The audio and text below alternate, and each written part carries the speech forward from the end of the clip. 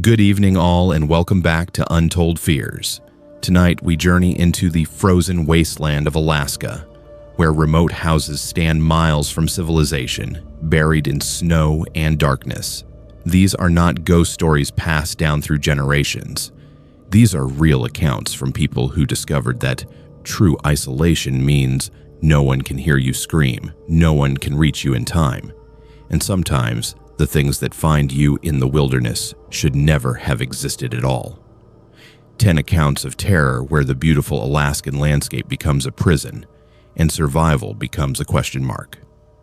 If you are new here, make sure to subscribe to Untold Fears for daily true horror content that will keep you up at night.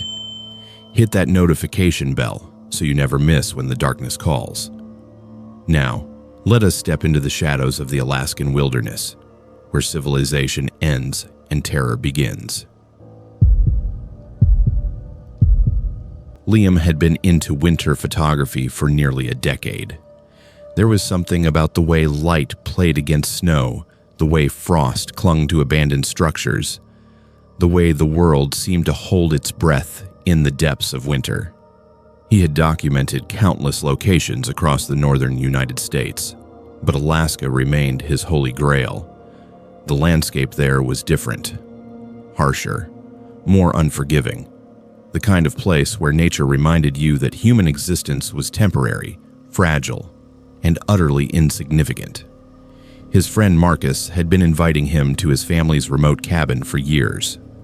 The property sat deep in the interior of Alaska, about 40 miles from the nearest town, accessible only by snowmobile during the winter months.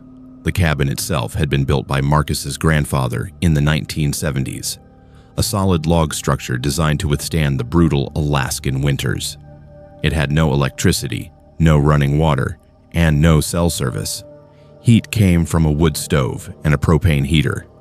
Light came from lanterns and headlamps. It was the kind of place that attracted people who wanted to disconnect completely from the modern world. Liam finally accepted the invitation in February, during what locals called the deep cold. Temperatures regularly dropped to 30 below zero.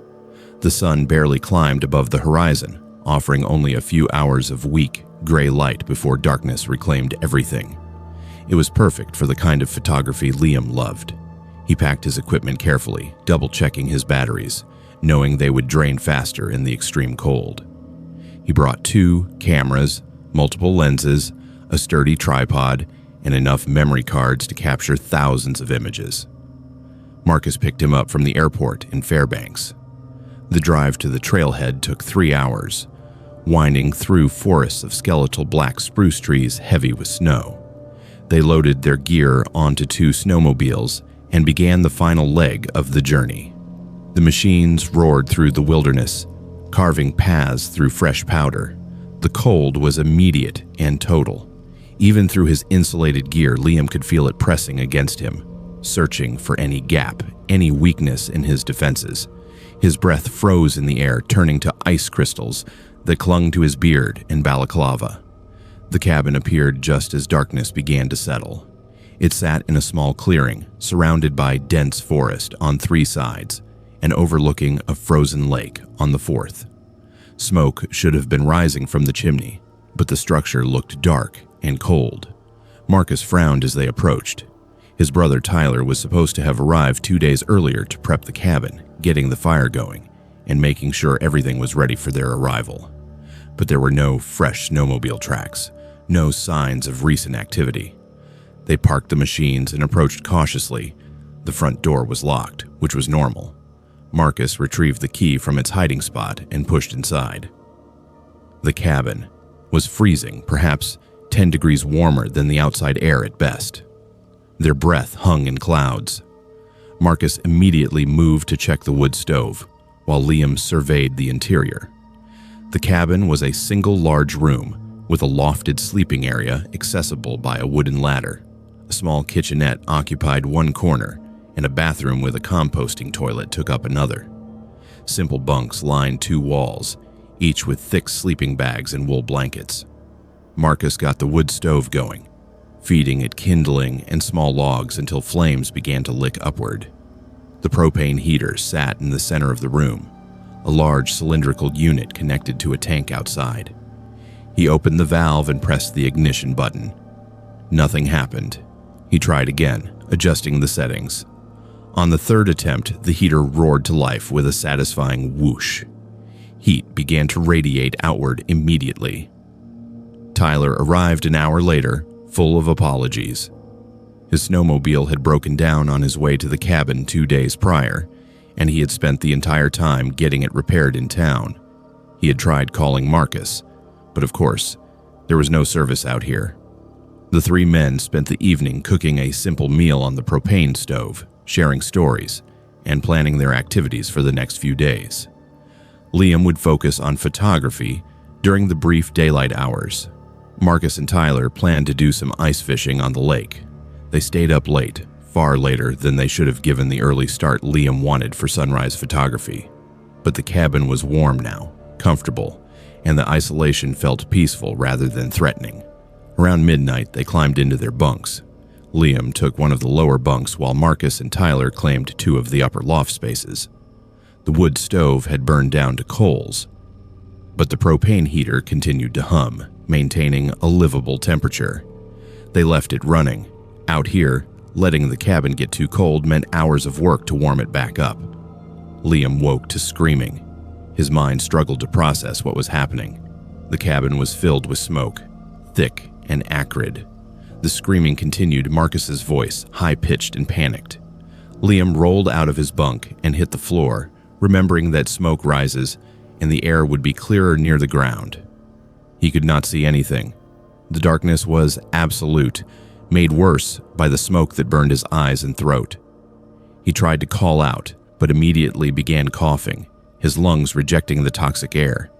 The heat hit him next, intense blistering heat coming from somewhere to his left. Through the smoke, he could see orange light flickering and growing. Fire. The cabin was on fire. His survival instincts kicked in. He needed to get out. He crawled toward where he remembered the door being, his hands searching the floor. He found the wall and followed it, moving as fast as he could while staying low. The screaming continued, but now there were 2 voices. Marcus and Tyler, both shouting, both panicked. Liam's hand found the door frame. He reached up, grabbed the handle, and pulled. The door swung open and he tumbled outside into the snow. The cold air hit his superheated skin like a physical blow. He gasped, drawing in huge lungfuls of clean air, his body shaking with violent coughs. Behind him, Tyler burst through the door, also coughing and gasping. Marcus came next, his face covered in soot, his eyes wild, but there should have been 4 of them. Liam's mind struggled to understand. 3 had gone to sleep in the cabin, 3 had escaped, but he could still hear screaming from inside. A 4th voice, one that had not been there when they went to sleep. Marcus heard it too. He started to move back toward the cabin, but Tyler grabbed him, shouting something Liam could not make out over the roar of the flames. Because the cabin was fully engulfed now, the fire had spread with terrifying speed. Flames poured from the windows, licking up the log walls, consuming everything. The heat was intense even from 20 feet away. And still, the screaming continued from inside. Someone was trapped in there. Someone was burning alive. Marcus fought against his brother, trying to go back in, but Tyler held him firm. Liam found his feet and moved to help, grabbing Marcus from the other side. They dragged him away from the cabin, away from the heat and the screaming.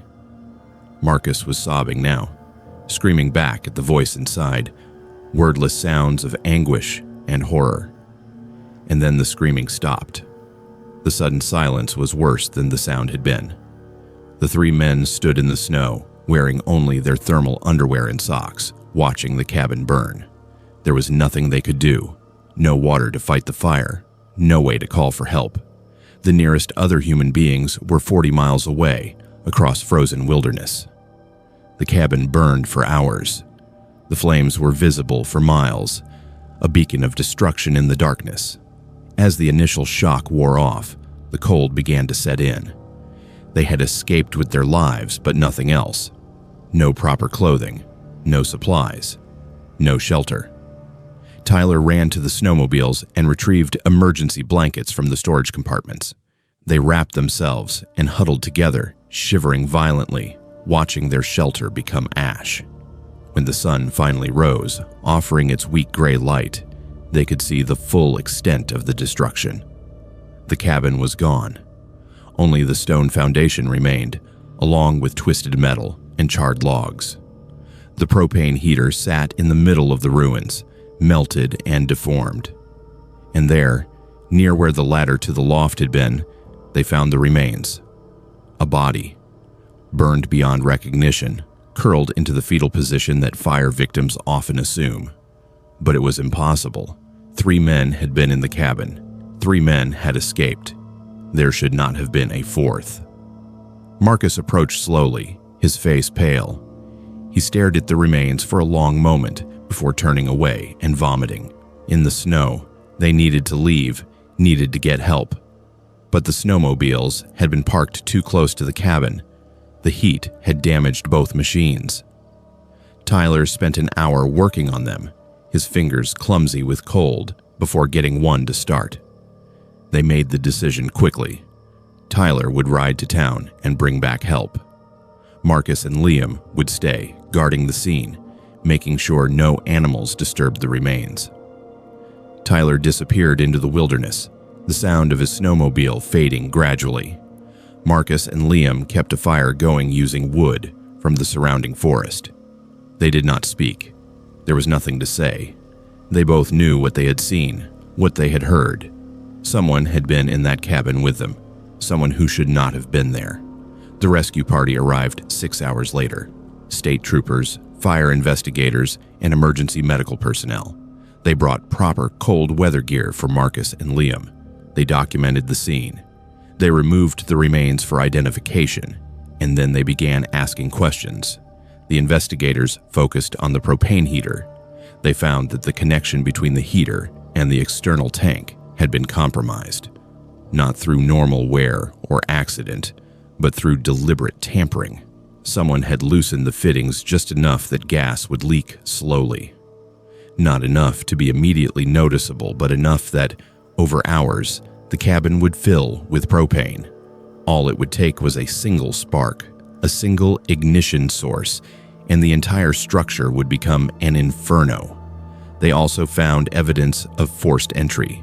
The window on the backside of the cabin, the side facing the forest, showed tool marks. Someone had pried it open, climbed inside, tampered with the heater, and then left. They had done it before Tyler's snowmobile broke down.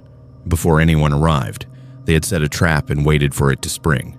But the body, the 4th person, that was the part that made no sense. DNA analysis eventually provided an answer that created more questions than it solved. The remains belonged to a man named David Hutchins. He had been reported missing 3 months earlier after a hunting trip in the area. Searchers had found no trace of him. He had simply vanished into the Alaskan wilderness. The official theory was that David had been living rough, possibly in a state of hypothermia-induced dementia. He had broken into the cabin seeking shelter, tampering with the heater, accidentally in his confused state. When the fire started, he had been trapped in the loft, unable to escape. It was neat. It was logical. It closed the case. But Marcus and Liam never believed it. They both remembered the screaming. It had not sounded confused or delirious. It had sounded aware, terrified, like someone who knew exactly what was happening and could not stop it. And there were other details.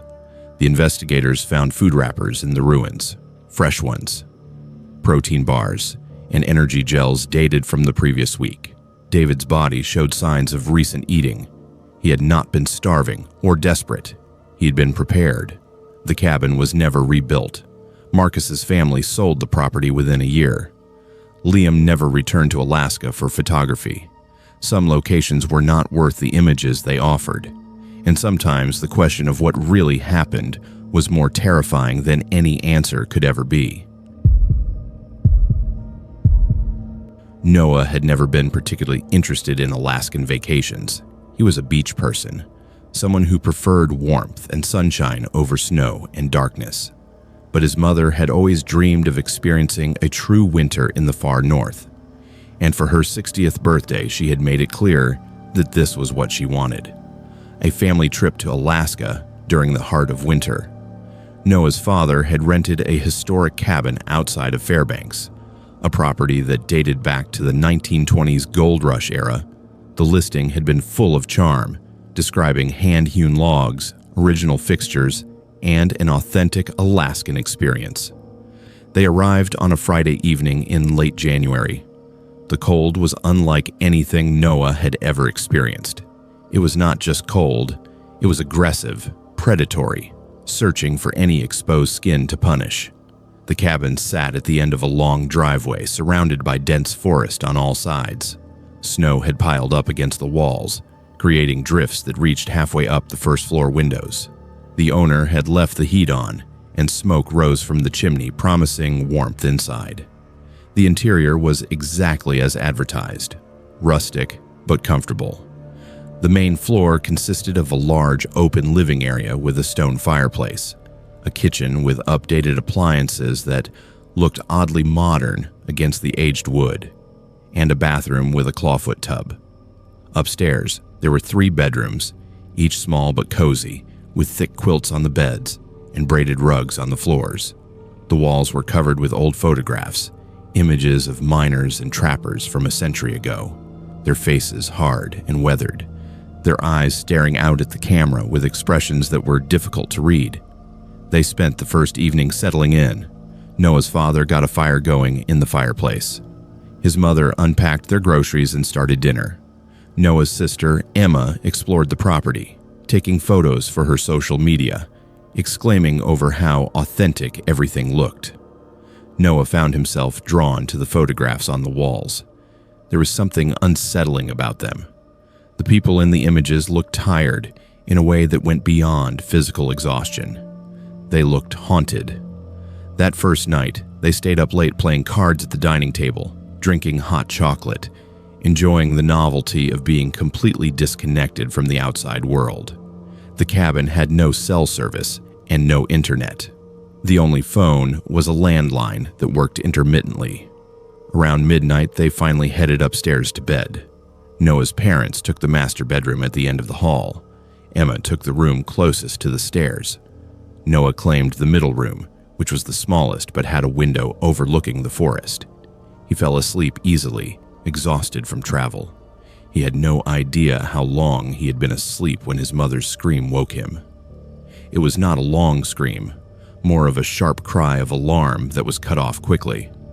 Noah was out of bed immediately, his heart pounding. He stumbled into the hallway just as Emma emerged from her room, her eyes wide with confusion and fear. Their father appeared in the doorway of the master bedroom, his hand on the light switch. Their mother stood in the middle of the bedroom, her hand pressed to her chest, breathing hard. She was staring at the doorway, at the spot where Noah's father now stood. For a long moment, no one spoke.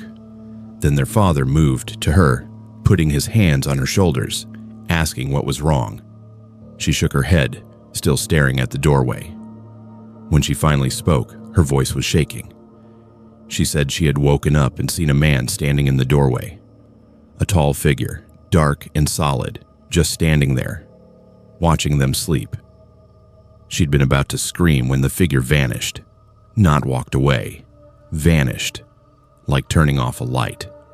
Their father suggested it had been a dream, a product of sleeping in an unfamiliar place. She insisted she had been awake. She knew what she had seen. Noah felt a chill run down his spine that had nothing to do with the temperature.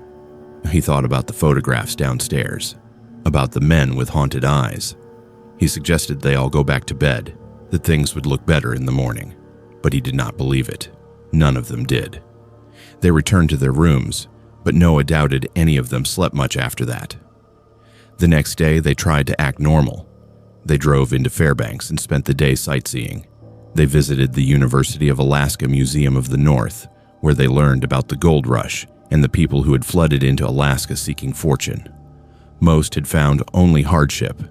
Many had died, either from accidents, disease, or the brutal winters. Some had simply vanished into the wilderness, their fates never determined. Noah found himself thinking about the cabin, about who might have lived there, about what might have happened within those walls. They returned to the cabin as darkness fell. The sun had been up for less than 4 hours, and now the long night was beginning again. They made dinner together, a deliberate effort to maintain normalcy. But there was a tension in the air now, an awareness that they were being watched. Noah kept finding his eyes drawn to doorways and windows, expecting to see something that should not be there. They went to bed early, around 10. Noah lay in his bed, staring at the ceiling, listening to the house.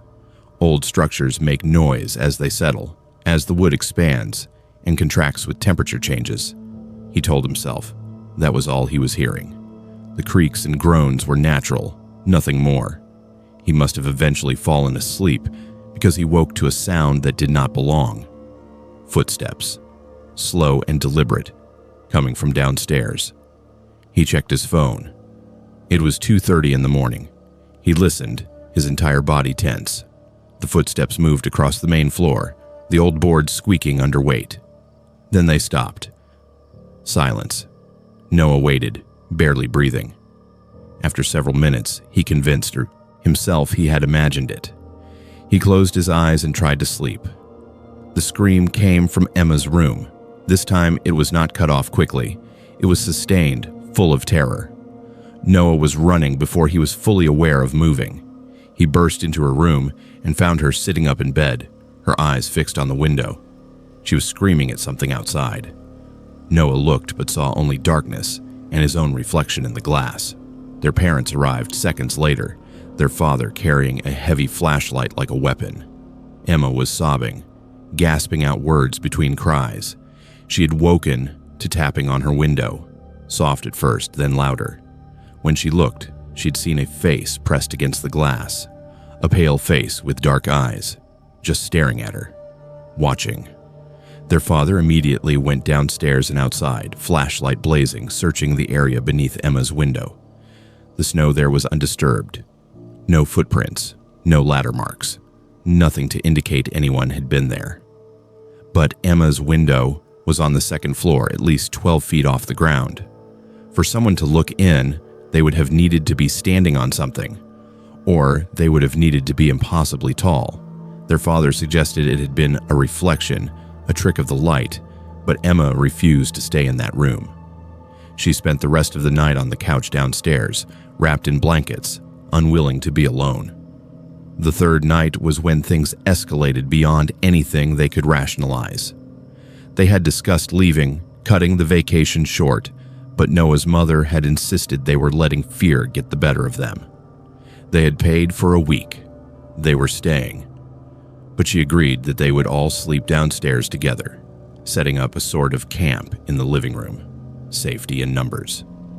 They arranged their sleeping bags in a circle around the fireplace. Noah's father kept the fire going, feeding it logs throughout the evening. They left lights on throughout the house, in every room, driving back the darkness. Around 11, they tried to sleep.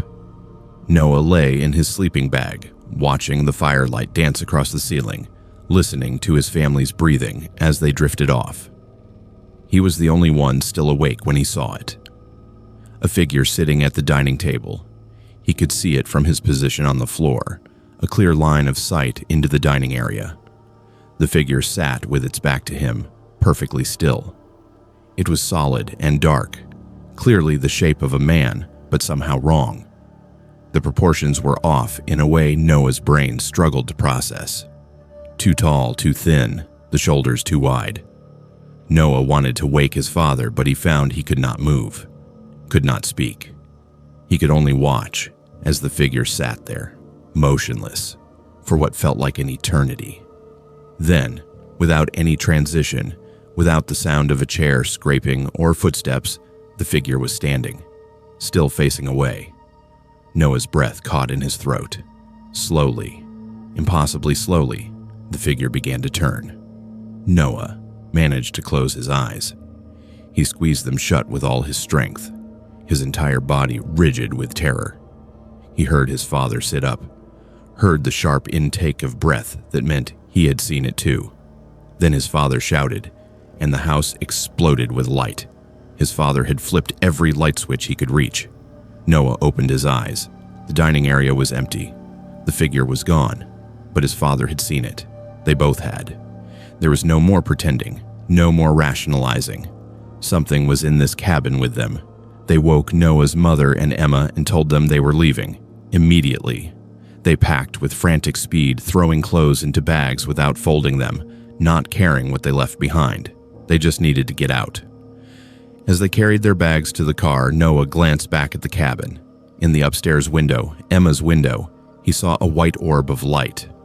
It hovered there for a moment, perfectly spherical, glowing with its own luminescence. Then it moved, passing through the wall rather than the window, drifting out into the night air before vanishing. They drove back to Fairbanks and checked into a hotel. None of them wanted to discuss what had happened. It was too fresh, too raw.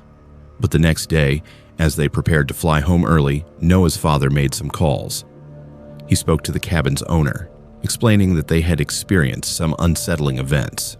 The owner's response was telling. There was a long pause before he asked what they had seen. When Noah's father described the figure, the owner sighed heavily. The cabin had a history. Multiple tenants had reported similar experiences over the years. The owner had tried to have it blessed, cleansed, investigated by paranormal researchers. Nothing helped. The phenomena continued, regardless of what was done. Previous tenants had described a man sitting at the dining table who vanished when approached. They had reported faces in windows on the second floor. They had heard footsteps when the house was empty. The owner's research into the property's history had uncovered dark facts. During the gold rush, the cabin had served as a temporary shelter for miners passing through the area. One particularly harsh winter in 1927, 7 men had taken shelter there when a blizzard trapped them for 3 weeks. When the weather cleared and help arrived, they found all 7 dead. Not from exposure or starvation, but from violence. They had turned on each other in the cramped isolation, driven mad by confinement and darkness. The scene inside the cabin had been described in historical records as unspeakable. The owner offered a full refund and an apology. He admitted he should have disclosed the history, but he was trying to make a living, and most tenants experienced nothing unusual. Noah's father accepted the refund without argument. They flew home that afternoon, cutting their week-long vacation to 3 days. Noah still thinks about that cabin, about the figure at the table, about the face in the window, about the orb of light that passed through solid matter. He has tried to research the property, to find out if others have had similar experiences, but information is limited. The cabin still operates as a rental. Reviews mention its authentic charm and historic character. None mention the shadows that watch from doorways or the footsteps that echo through empty rooms. Some places remember what happened within their walls. Some places hold on to suffering and violence, replaying it for anyone unfortunate enough to witness. Noah learned that lesson in Alaska, and it is a lesson he will never forget. Ethan had known Adam since college. They had been roommates for 3 years, best friends for longer. Adam was the kind of person who made impulsive decisions and somehow always landed on his feet. He had moved to Alaska 5 years ago, chasing a job opportunity that had turned into a successful career in environmental consulting. Ethan had visited him twice before, both times during the summer, when Alaska was warm and the days stretched endlessly. This would be his first winter visit. Adam had recently started dating a woman named Sarah. Ethan had not met her yet, but from what Adam had described, she was outdoorsy, adventurous, and completely comfortable with Alaska's isolation. For Valentine's Day weekend, Adam had rented a remote cabin about 60 miles outside of Anchorage. He had invited Ethan to join them, promising incredible views, total privacy, and some of the best winter hiking in the state. Ethan had agreed, curious to meet Sarah and excited to see Alaska in winter. The cabin was accessible by a combination of paved road, gravel road, and finally a snow-packed track that required four-wheel drive. Adam picked Ethan up from the airport on Friday afternoon, and they drove north as the sun began its early descent. Sarah met them at the cabin, having arrived earlier to stock the kitchen and get the heat running. She was exactly as Adam had described: athletic, confident, with the kind of easy smile that made people instantly comfortable. The cabin itself was beautiful, modern construction designed to look rustic, with floor-to-ceiling windows offering panoramic views of the surrounding wilderness. Mountains rose in the distance, their peaks lost in low clouds. Forest pressed close on three sides. The interior was open concept, all warm wood and comfortable furniture. A loft bedroom overlooked the main living space. The kitchen was fully equipped. It was the kind of place that appeared in travel magazines. They spent Friday evening cooking together, drinking wine, talking. Sarah and Adam had that easy chemistry that new couples have, constantly touching, laughing at inside jokes. Ethan felt like the third wheel, but did not mind, and he was happy to see his friend happy. They stayed up late, sitting by the fireplace, watching snow begin to fall outside. By the time they went to bed, several inches had accumulated. Adam and Sarah took the loft. Ethan claimed the pull-out couch in the living room. Saturday was perfect. They woke to a world transformed by snow. Everything was white and pristine, the kind of beauty that made the cold seem worthwhile. They spent the day exploring the area on snowshoes, following trails that wound through the forest. Sarah proved to be an experienced guide, pointing out animal tracks, explaining the ecosystem, sharing stories about her own adventures in the Alaskan wilderness. They returned to the cabin exhausted and exhilarated, their faces red from the cold, their spirits high. That evening, they drank more than they should have. The wine flowed freely, then shifted to whiskey. The conversation became louder, more animated. At some point, Sarah and Adam began arguing. Ethan could not remember what started it. Something small and insignificant that alcohol magnified into something larger. The argument escalated. Voices rose. Sarah suddenly stood, grabbed her coat, and stormed out of the cabin. Adam started to follow but stumbled, clearly too drunk to be steady on his feet. Ethan suggested they give her space, let her cool down, that she would come back when she was ready. Adam wavered, then agreed. He poured himself another drink. They sat in uncomfortable silence for a while before Adam suddenly stood again and announced he was going after her. He needed to apologize. He needed to make things right. Ethan tried to stop him. Adam was in no condition to be wandering around in the dark in sub-zero temperatures. But Adam was insistent. He pulled on his coat and boots and stumbled out into the night. Ethan watched from the window as his friend's silhouette moved toward the tree line, following Sarah's footprints in the snow. Then the darkness swallowed him. Sarah returned 20 minutes later. She had walked to the car, sat in it with the heat running until she calmed down, then decided to come back and talk things through like an adult. She asked where Adam was. Ethan explained that he had gone looking for her. Sarah's face went pale. She had not gone into the woods. She had stayed on the driveway. Adam would not have found her tracks leading into the forest. They both went outside, calling Adam's name, shining flashlights into the trees. No response. They followed the tracks leading from the cabin into the forest, watching as Adam's footprints wandered in an increasingly erratic pattern. At one point, the tracks circled back on themselves. At another, they stopped completely for no apparent reason, then continued in a different direction. It looked like he had been lost, confused, wandering without purpose. The tracks eventually became impossible to follow. The forest grew too dense, the snow too deep. Ethan and Sarah returned to the cabin and called 911. The dispatcher told them search and rescue would mobilize at first light. Sending teams into unfamiliar wilderness and darkness was too dangerous. They would have to wait. Ethan and Sarah spent the worst night of their lives sitting in that beautiful cabin, staring out at the darkness, imagining what might be happening to Adam in the cold. Search and rescue arrived at dawn. A team of 6 experienced wilderness rescuers with dogs, GPS equipment, and survival gear.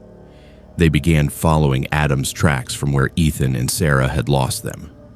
The dogs picked up the scent and led the team deeper into the forest, moving away from the cabin at a steady pace. Ethan and Sarah followed at a distance, not wanting to interfere but unable to stay behind. The search went on for hours, then a full day, then 2 days. The tracks became increasingly difficult to follow as fresh snow obscured them. The search radius expanded. More teams were brought in. A helicopter flew grid patterns overhead when weather permitted. Ethan called Adam's family, made the worst phone call of his life. Adam's parents flew to Alaska immediately. On the 3rd day, the dogs found him. He was 7 miles from the cabin, far beyond where anyone had expected. He was alive, barely. Hypothermic, dehydrated, covered in scratches and bruises, but alive. The medical helicopter transported him to Anchorage, where doctors worked to bring his core temperature back to normal. Ethan rode in the helicopter with him, watching his friend's pale, frostbitten face, thanking whatever higher power existed that he had survived. Adam woke up 2 days later. His parents were at his bedside. Ethan was there too. The doctor said he was lucky. Another few hours, and he would have been dead. They wanted to know what had happened, how he had ended up so far from the cabin, why he had not tried to find his way back. Adam's response made no sense. He said he had been trying to get back. He had been trying the entire time. Over the following days, as Adam recovered, the full story emerged. He remembered leaving the cabin and following Sarah's tracks, but after a few minutes, he realized the tracks were not leading to the car. They were leading into the forest, deep into the forest. He had followed them anyway, calling Sarah's name, convinced she had gotten turned around in the dark. Then he started seeing the lights, small points of white light moving between the trees. They appeared in his peripheral vision, vanishing when he looked directly at them. At first, he thought they were flashlights. Other searchers. Help. He called out to them, but they did not respond.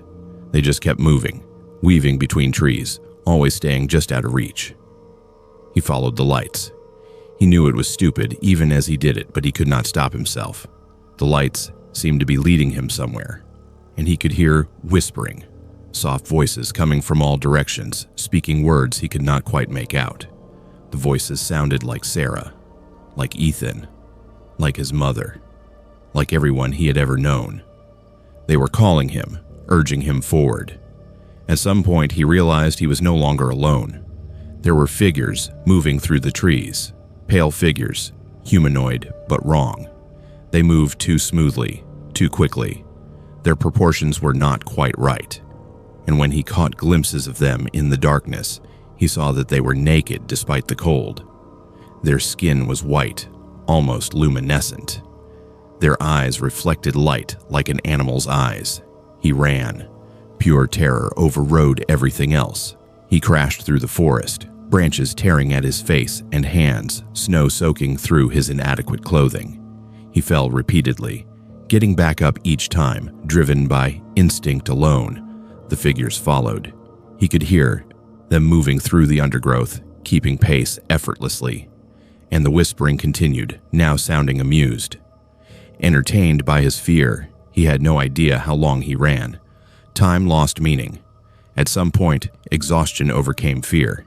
He collapsed in the snow and could not get up. His body simply would not respond anymore. He lay there, expecting the figures to descend on him, to do whatever they intended. But they just watched. He could feel their eyes on him, even though he could not see them anymore. He drifted in and out of consciousness after that. Sometimes he was aware of the cold, of his body shutting down, of knowing he was dying.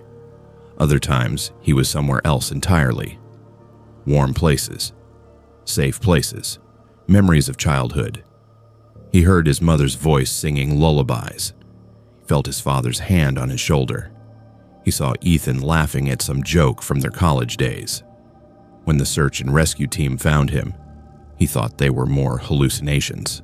The dogs sniffing at him, the hands checking his vitals, the urgent voices radioing for medical evacuation. None of it seemed real. Only the cold was real. The cold and the whispering voices that seemed disappointed he was being taken away.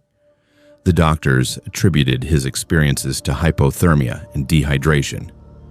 The brain does strange things when deprived of oxygen and heat. Hallucinations are common. The lights could have been snow blindness or phosphins caused by pressure on the optic nerve. The figures could have been his oxygen-starved brain trying to make sense of shadows and tree trunks.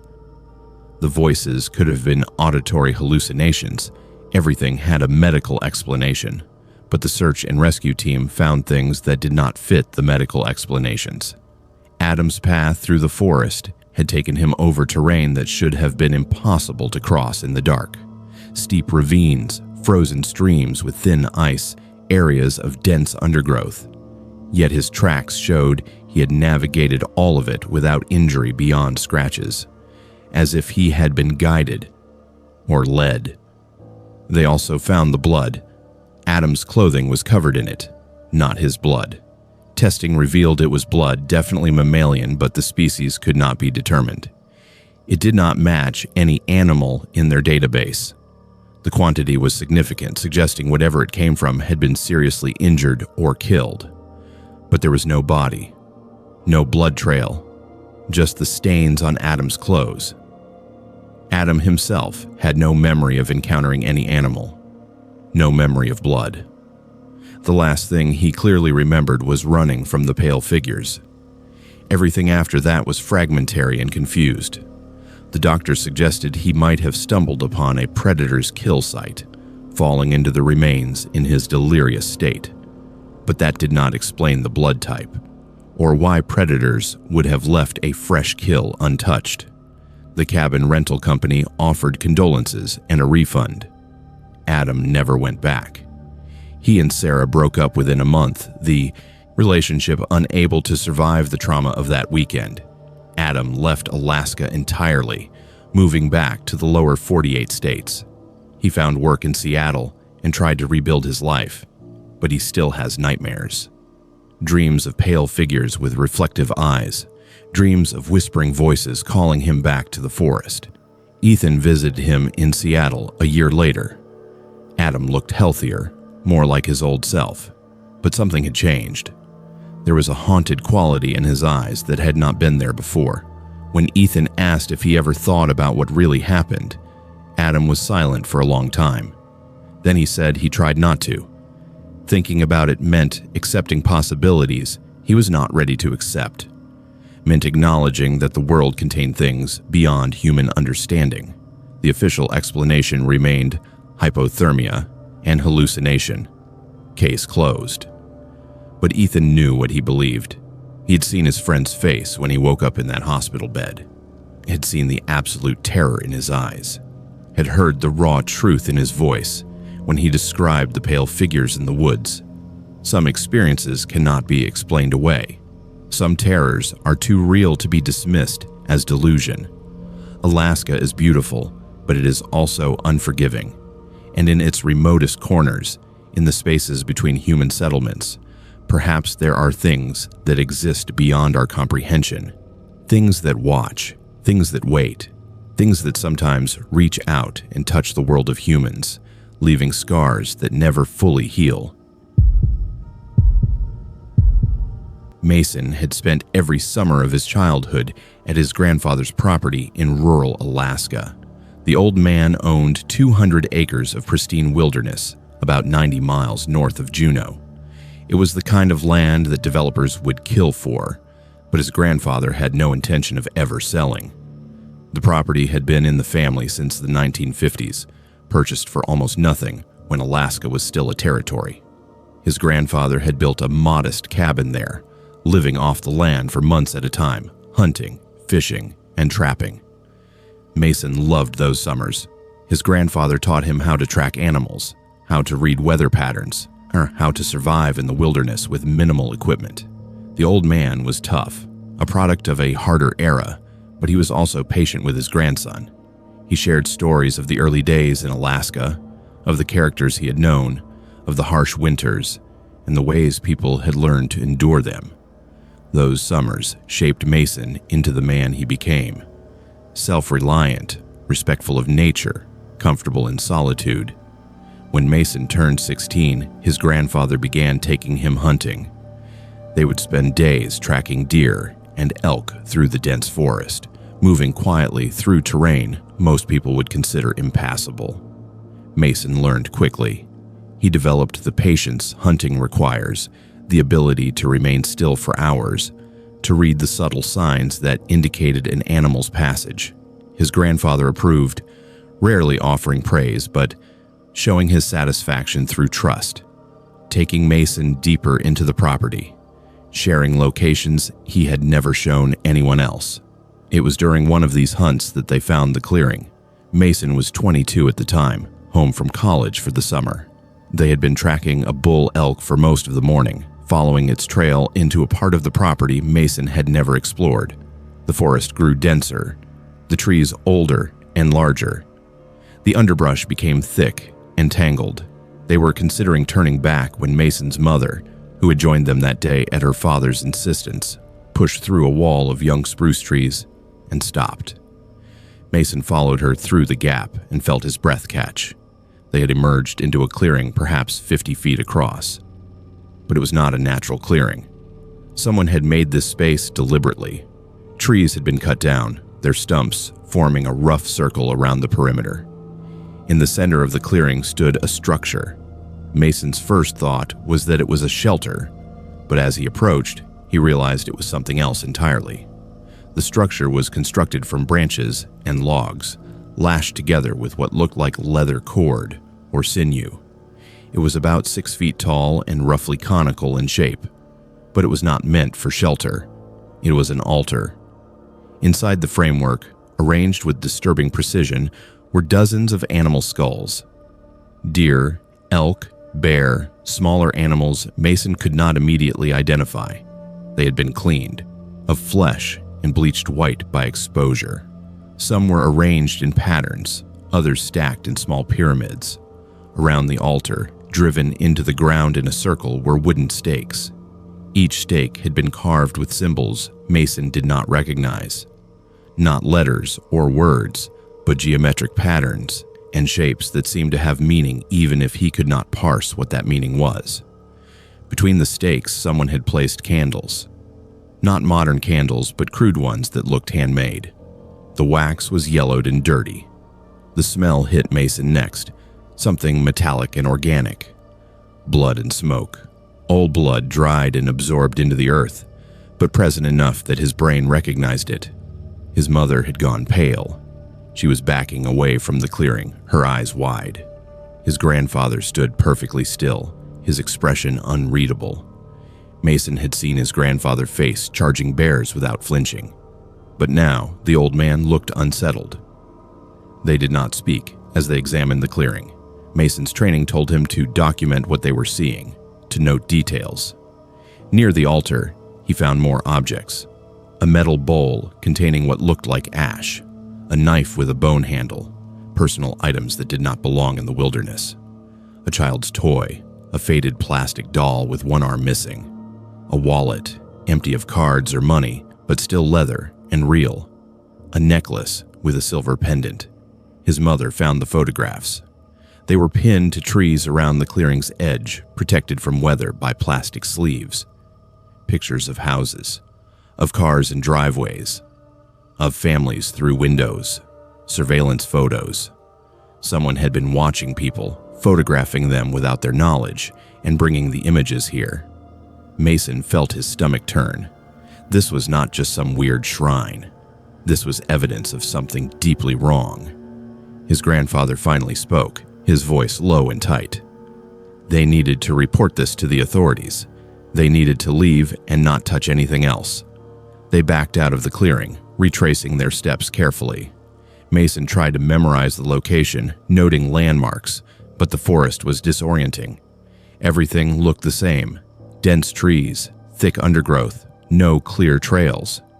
He was not entirely sure he could find the clearing again even if he tried. They returned to the cabin, and his grandfather called the state troopers. The response was not what Mason expected. The dispatcher took the information but did not sound particularly alarmed. When the trooper arrived 3 hours later, he seemed even less concerned. He was a local man, probably in his 50s, with the weathered face of someone who had spent his life in Alaska. He listened to their description of the clearing, took some notes, and then said something that made Mason's blood run cold. He told them not to worry about it. He said there were people in these woods who practiced their own kind of religion, people who kept to themselves and did not bother anyone. He said that as long as they stayed on their side of the property line and Mason's family stayed on theirs, there would be no problems. He said it with the kind of casual authority that suggested this was not the first time he had dealt with the situation.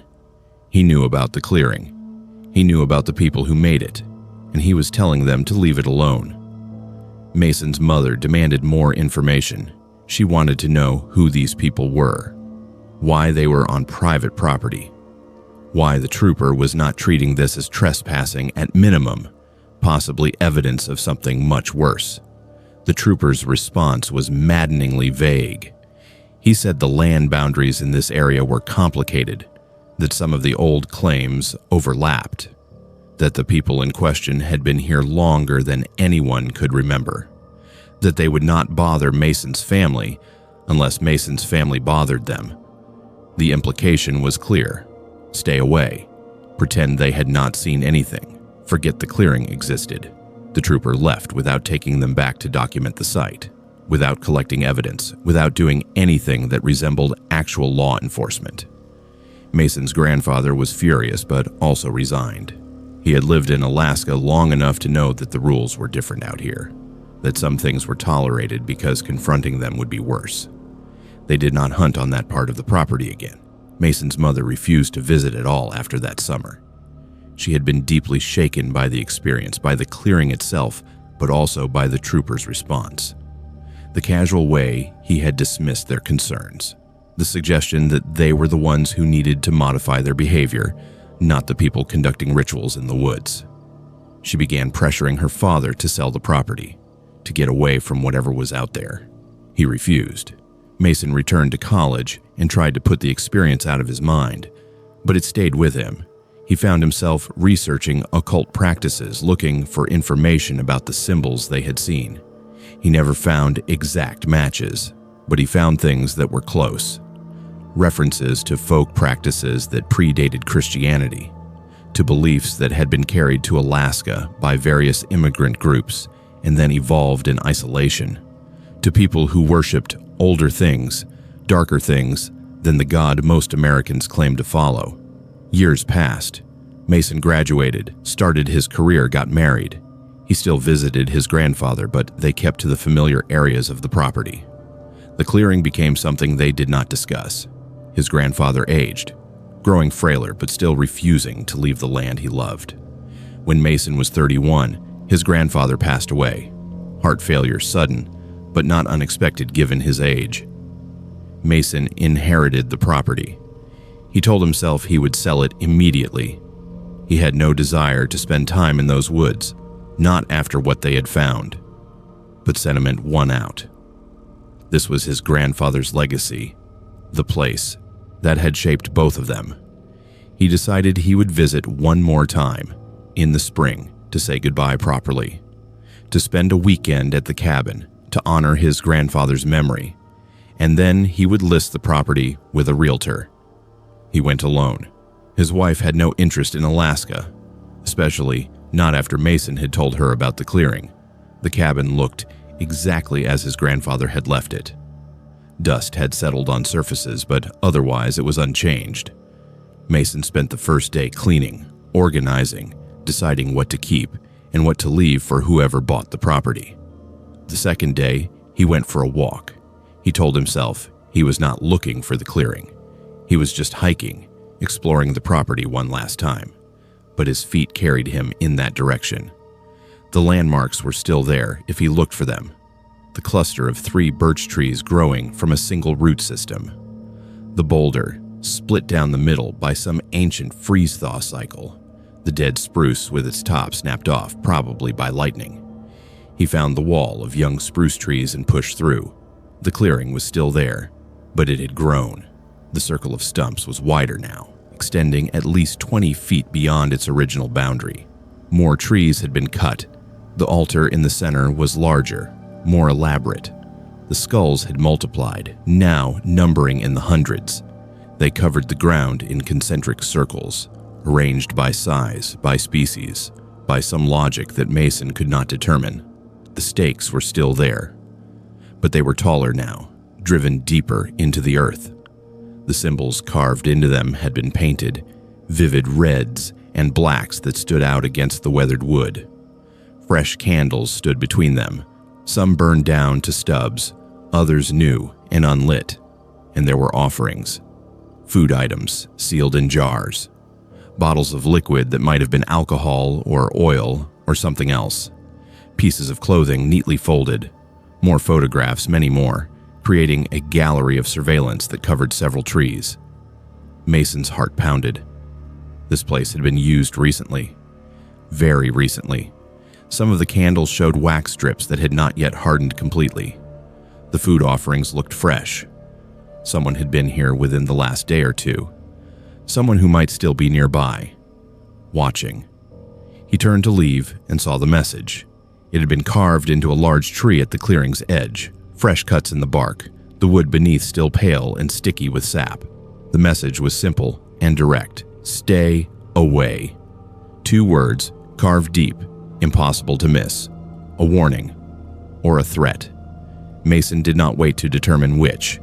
He walked quickly out of the clearing, resisting the urge to run. He did not look back. He did not document what he had seen. He just left. He packed his belongings and drove away that afternoon. He listed the property for sale the following week, pricing it below market value to ensure a quick sale. A developer bought it within a month, planning to subdivide and build vacation homes. Mason never told them about the clearing. He told himself it was not his responsibility, that whoever bought the lots could deal with what they found, that he had warned the trooper years ago and been told to leave it alone. But he thinks about it sometimes. Wonders if the developers' crews found the clearing when they started surveying. Wonders what they did if they did find it. Wonders if the people who used that space are still out there, still practicing whatever dark rituals they conduct under the cover of the Alaskan wilderness. And sometimes, late at night, he wonders what would have happened if he had not left when he did, if he had stayed and waited to see who came to tend the altar. He is glad he will never know the answer. Lucas had never been particularly close with his uncle, but when the old man asked him to house sit for 2 weeks in February, Lucas agreed. His uncle owned a remote cabin in the Alaskan interior, a place he used during hunting season but left vacant most of the winter. This year, however, a valuable collection of his late wife's belongings was being stored there, temporarily, while his main house in Anchorage underwent renovations. He needed someone to stay at the cabin, keep the pipes from freezing, and make sure the place was not broken into or damaged by the weather. Lucas was between jobs, recently laid off from a tech company in Seattle, and the timing worked perfectly. His uncle offered to pay him, plus cover all expenses. 2 weeks in the wilderness would give Lucas time to think, to figure out his next move, maybe work on the novel he had been pretending to write for the past 5 years. He saw it as an opportunity, a retreat, time away from distractions and noise. The cabin was larger than Lucas had expected. 2 bedrooms, a full kitchen, a bathroom with a composting toilet, and a shower that ran off a propane water heater. Solar panels provided limited electricity, enough for lights and charging devices, though there was no internet and no cell service. His uncle had stocked the kitchen with canned goods, dried pasta, rice, and frozen meat. A wood stove and a backup propane heater kept the place warm. By Alaska standards, this was practically luxury. Lucas arrived on a Friday afternoon in mid-February. His uncle had driven him out, helped him unload his bags, given him a quick orientation on how everything worked, and then left. The drive back to Anchorage would take his uncle 3 hours, Lucas watched the truck disappear down the long driveway, the sound of the engine fading until there was only silence.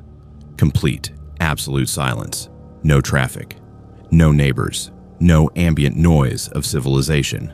Just the soft whisper of wind through frozen trees. The first few days were exactly what Lucas had hoped for. He settled into a routine. Wake up, make coffee, spend a few hours writing, break for lunch, go for a walk in the afternoon, exploring the surrounding forest, return before dark, make dinner, read by lantern light, sleep. The isolation was peaceful rather than oppressive. He felt his stress beginning to fade, his mind clearing. He even made progress on the novel, writing several thousand words that did not immediately seem terrible. The weather was brutally cold, but stable. Clear skies, no wind, temperatures hovering around 20 below zero.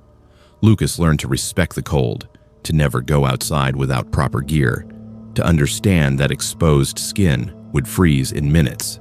But as long as he was careful, the cold was manageable, almost refreshing. The air was so dry and clean it seemed to sharpen his thoughts. The knocking started on his fifth night. Lucas had gone to bed around 11, exhausted from a long walk that had taken him several miles from the cabin. He was in that state between waking and sleep when he heard it. 3 deliberate knocks on the back door, not loud but clear and distinct. Knock, knock, knock. He sat up in bed, his heart suddenly pounding. The back door faced the forest, the side of the cabin without the driveway. There was no reason anyone would approach from that direction. He waited, listening. Silence. He told himself it had been a branch falling on the roof, or ice expanding, or any of a dozen natural explanations. Old houses made noise. Cabins in extreme cold made even more noise as materials contracted and expanded. He lay back down. Then it came again. Knock, knock, knock. Same rhythm, same location. Definitely the back door. Lucas got out of bed and pulled on his thermal pants and a sweater. He grabbed a flashlight from the bedside table and moved quietly through the cabin. The back door was in the kitchen, a solid wood door with a small window set high. Lucas approached carefully, his breath fogging in the air despite the heat from the wood stove. He reached the door and paused, listening. Nothing. He raised the flashlight and shined it through the small window. The beam illuminated swirling snow. A light wind had picked up, creating small eddies and patterns. Beyond the immediate circle of light, there was only darkness and the vague shapes of trees. Lucas saw nothing that could have made the sound. No animal, no person, no fallen branches on the back step. He stood there for several minutes, watching, waiting for movement. The forest remained still. He returned to bed, telling himself it had been his imagination, or perhaps an animal bumping against the door while investigating the structure. But sleep came slowly. He lay awake, hyper-aware of every sound the cabin made, the settling of logs, the pop and crackle of the wood stove, the soft whistle of wind finding gaps in the construction. At some point, exhaustion won and he drifted off. The next morning, he checked outside. The snow around the back door was undisturbed, except for his own footprints from the previous day. No animal tracks. No sign that anything had approached during the night. Lucas felt foolish for having been afraid. He spent the day writing, pushing the incident from his mind. That night, the knocking came again. Same time, around 2 a.m. Same pattern, 3 deliberate knocks. Lucas was wide awake immediately. He grabbed his flashlight and moved to the back door, arriving within seconds of the sound. He looked through the window. Nothing. Just snow and darkness and silent trees. He opened the door, feeling the cold rush in, and stepped out onto the back step in his socks. Stupid, but he needed to see. His flashlight beam swept across the yard. Empty. He looked down at the snow immediately in front of the door, smooth and undisturbed. But standing there, outside in the freezing night, he heard something else. A sound like fingernails dragging across wood. Slow and deliberate, scraping. It seemed to come from his left, from the side of the cabin. Lucas turned his flashlight in that direction, but the beam did not reach far enough. The scraping continued for perhaps 10 seconds, then stopped. Silence returned, heavier than before. Lucas backed into the cabin and locked the door. His hands were shaking, though whether from cold or fear he could not say. The rational part of his mind insisted there had to be an explanation. Animals investigating the cabin, drawn by the smell of food or simply curious about the structure. Wind moving something against the wall, his own mind playing tricks in the isolation. But the primal part of his brain, the part that had kept his ancestors alive, was screaming that something was wrong, that he was not alone, that something was outside, circling the cabin, testing the doors. He did not sleep the rest of that night. He sat in the living room with a fire poker in his lap, watching the windows, listening for any sound. Dawn came slowly, the sky brightening from black to gray. Lucas felt exhausted and ridiculous. In the daylight, his terror seemed absurd. He made coffee and forced himself to go outside and check the perimeter of the cabin.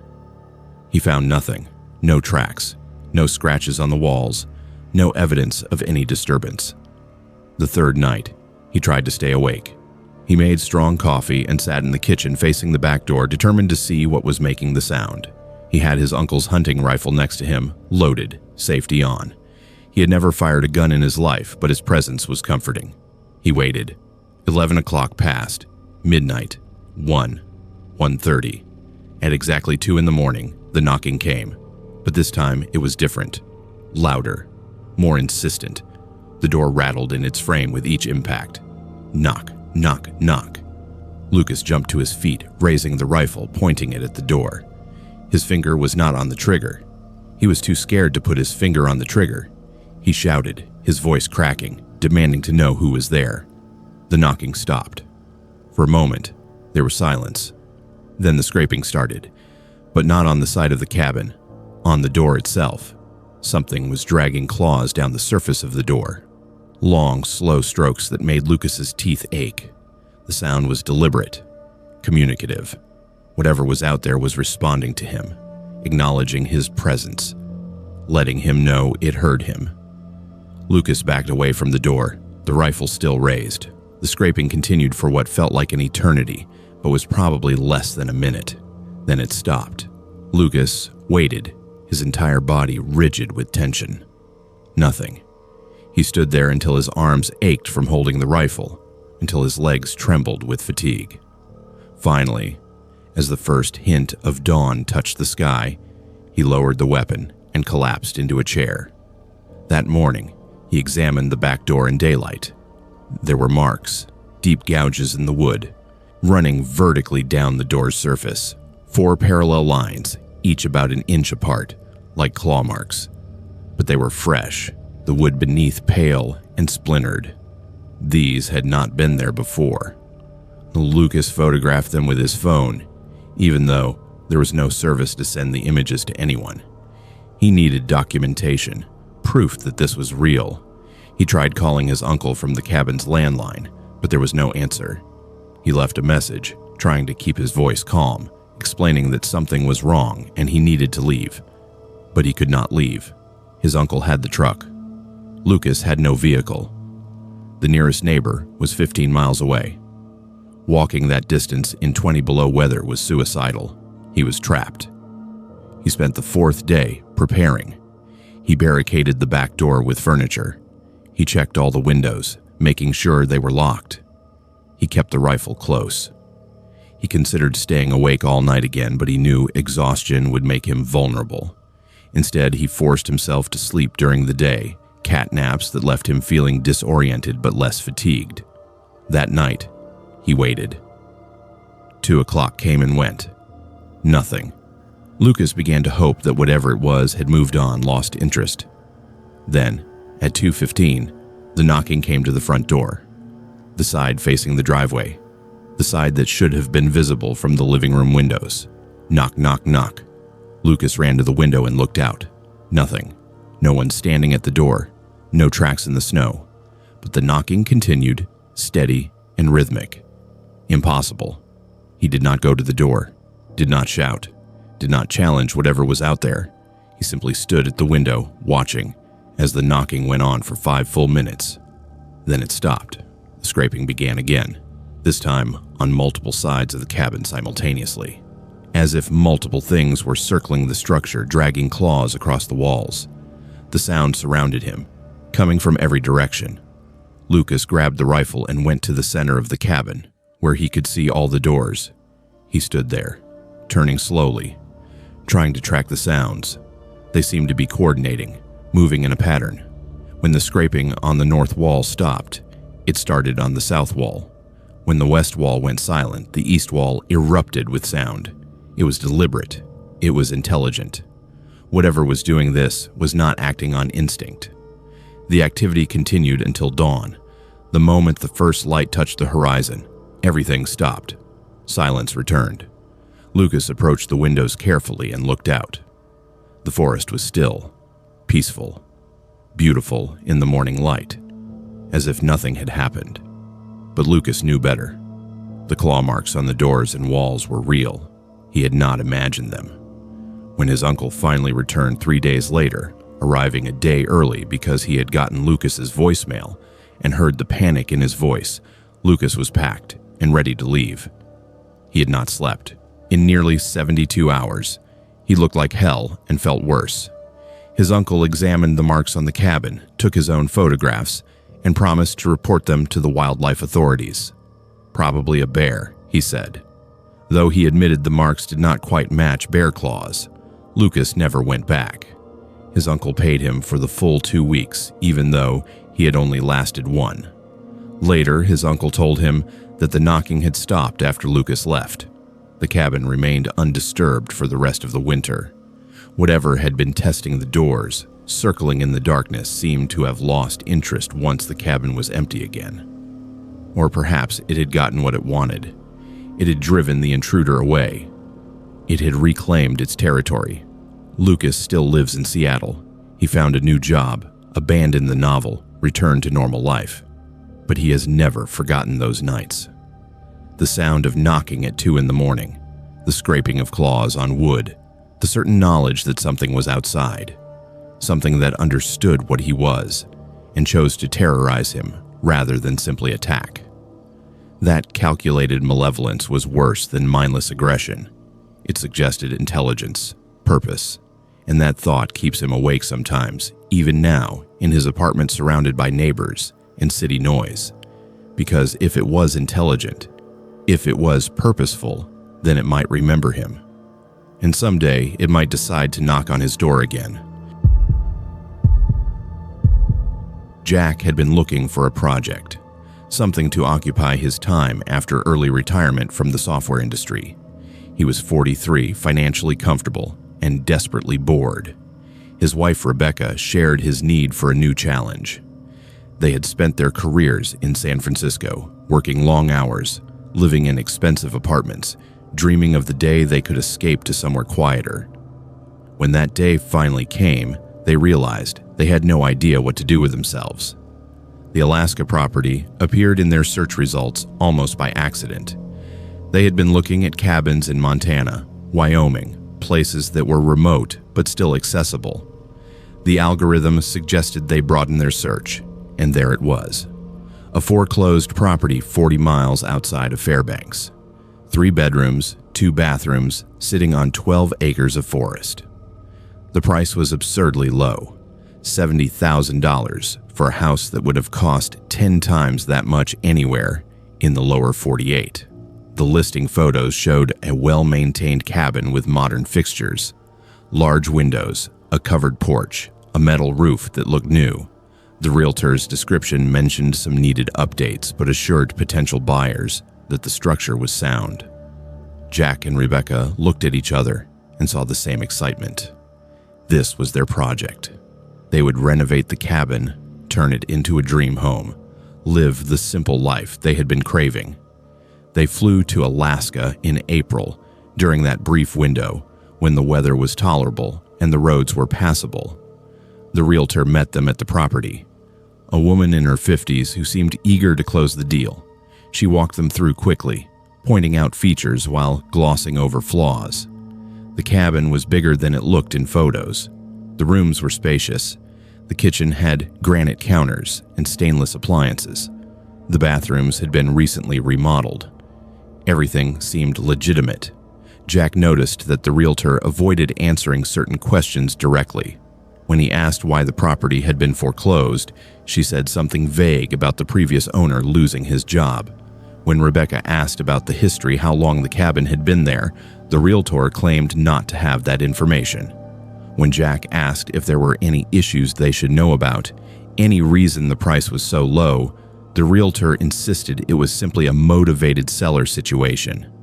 Bank wanted it off their books. Location was remote. Limited buyer interest. They should have pressed harder, should have demanded answers, but they were caught up in the excitement, in the vision of what the place could become. They made an offer. It was accepted within hours. 2 weeks later, they owned an Alaskan cabin. They spent the summer in San Francisco planning the renovation, ordering materials, arranging for a pod to be delivered to the property with their belongings. In September, they drove north, towing a trailer full of tools and supplies ready to begin their new life. The first week was blissful. They worked on small projects, painting walls, replacing fixtures, organizing spaces. The weather was perfect, crisp and cool but not yet cold. The forest around them exploded with fall colors. They felt like pioneers, like they were building something real with their own hands. At night, they sat on the porch with wine, watching the stars, talking about how lucky they were to have found this place. Rebecca discovered the crawlspace entrance on their 8th day there. It was in the master bedroom closet, a small hatch in the floor that she noticed when moving boxes. Jack had not seen it during their initial walkthrough. The realtor had never mentioned it. They assumed it was just access to the foundation, standard in houses built on uneven ground. But curiosity got the better of Rebecca. She wanted to see what was down there, check for moisture or pest issues. Jack got a flashlight and pried open the hatch. Stale air rushed up, carrying a smell that was not quite right. Musty and organic with an undertone of something chemical. The crawlspace was deeper than expected, at least 4 feet of clearance. Jack lowered himself down while Rebecca watched from above. His flashlight beam swept across bare earth and foundation posts. Then it found something that did not belong, a sleeping bag, neatly rolled and placed against the foundation wall. Next to it, a backpack. Jack's first thought was that a homeless person had been squatting in the crawlspace, but that did not make sense. The hatch had been covered by carpet, hidden inside a closet. No random squatter would have found it. Jack opened the backpack. Inside were personal items, toiletries, clean clothes, a water bottle, packaged food with dates showing they had been purchased within the last year, well after the foreclosure. Jack called Rebecca down. They examined the space together, moving deeper into the crawlspace. It extended under the entire house, a network of earth and support beams. 20 feet from the entrance, they found the living area. Someone had set up a makeshift camp, a camping mat, more sleeping bags, battery-powered lanterns, and stacks of notebooks. Dozens of them, spiral-bound, filled with handwriting. Rebecca opened one of the notebooks and felt her stomach drop. It was surveillance notes, dates, times, and detailed observations. September 12, 2019. Family of 4, 2 adults, 2 children. Father leaves for work at 7:15 a.m. Mother takes children to school at 8 a.m. House empty until 3:30 p.m. The entries went on, page after page, documenting the daily routines of whoever had lived in the house. Not just their comings and goings, but intimate details. What they ate for dinner, what shows they watched, what they argued about. Jack grabbed another notebook, different dates, different family. This one started in 2017, couple, no children. Husband works from home. Wife travels frequently. Husband stays up late watching adult content on computer, argues with wife over phone, sleeps alone most nights. The detail was horrifying. This was not casual observation. This was obsessive, invasive documentation of people's private lives. They found photographs next, hundreds of them, stored in plastic bins, surveillance photos taken through windows, people eating dinner, watching television, working at computers. Some of the photos showed bedrooms, people sleeping, completely unaware they were being watched. Jack recognized some of the rooms. These photos had been taken in this house. From inside this house, someone had been living in the crawlspace, watching the families above, documenting everything. Rebecca was shaking. She wanted to leave immediately, to get out of the crawlspace, out of the house. But Jack insisted they keep searching. They needed to understand the full extent of what they had found. They needed evidence to take to the police. Moving deeper, they found modifications to the structure. Holes had been drilled through the floor above, tiny apertures no bigger than a pencil, positioned in every room. Someone could lie in the crawlspace and look directly up into the house. Some of the holes had been drilled at angles positioned to view specific areas: beds, showers, toilets. Jack felt rage mixing with his horror. Someone had systematically violated multiple families, turning their home into a surveillance prison. He was about to suggest they get out and call the police when Rebecca grabbed his arm. She was staring at something on one of the support beams. Carved into the wood, deep gouges that had been made with considerable force, were words: "Mine, my house, my people," over and over, covering several beams, territorial claims, declarations of ownership. They found more evidence as they searched: food wrappers with recent dates, water bottles that were still cold to the touch. Whoever had been using this space had been here recently, very recently, perhaps within the last day or two. Jack and Rebecca scrambled out of the crawlspace, nearly falling in their haste to get up through the hatch. They stood in the bedroom, both breathing hard, both trying to process what they had discovered. Jack called the police immediately. The state troopers arrived within an hour, 2 officers who listened to their story with expressions that shifted from skepticism to concern. They went down into the crawlspace and spent a long time examining everything.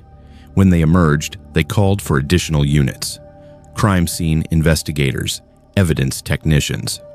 What had started as a property violation report had escalated into something much larger.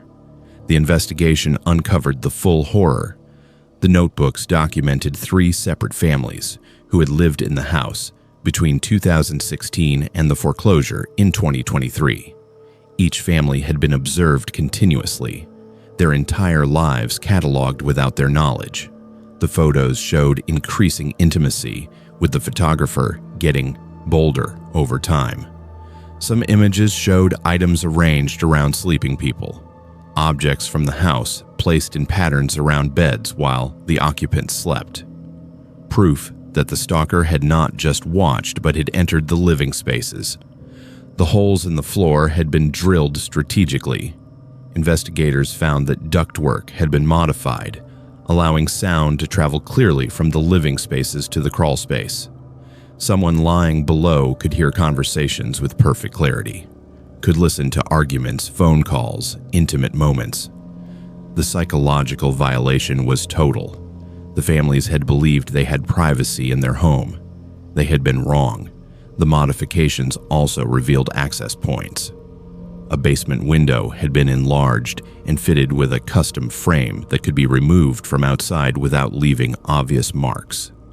The foundation had a gap near the rear of the house, partially hidden by skirting, wide enough for a person to squeeze through. Whoever had been living in the crawl space could come and go without entering through the main house. They had free access, independent of the occupants above. The investigators asked Jack and Rebecca if they had noticed anything unusual since moving in. Strange sounds, items moved, anything. Jack remembered something.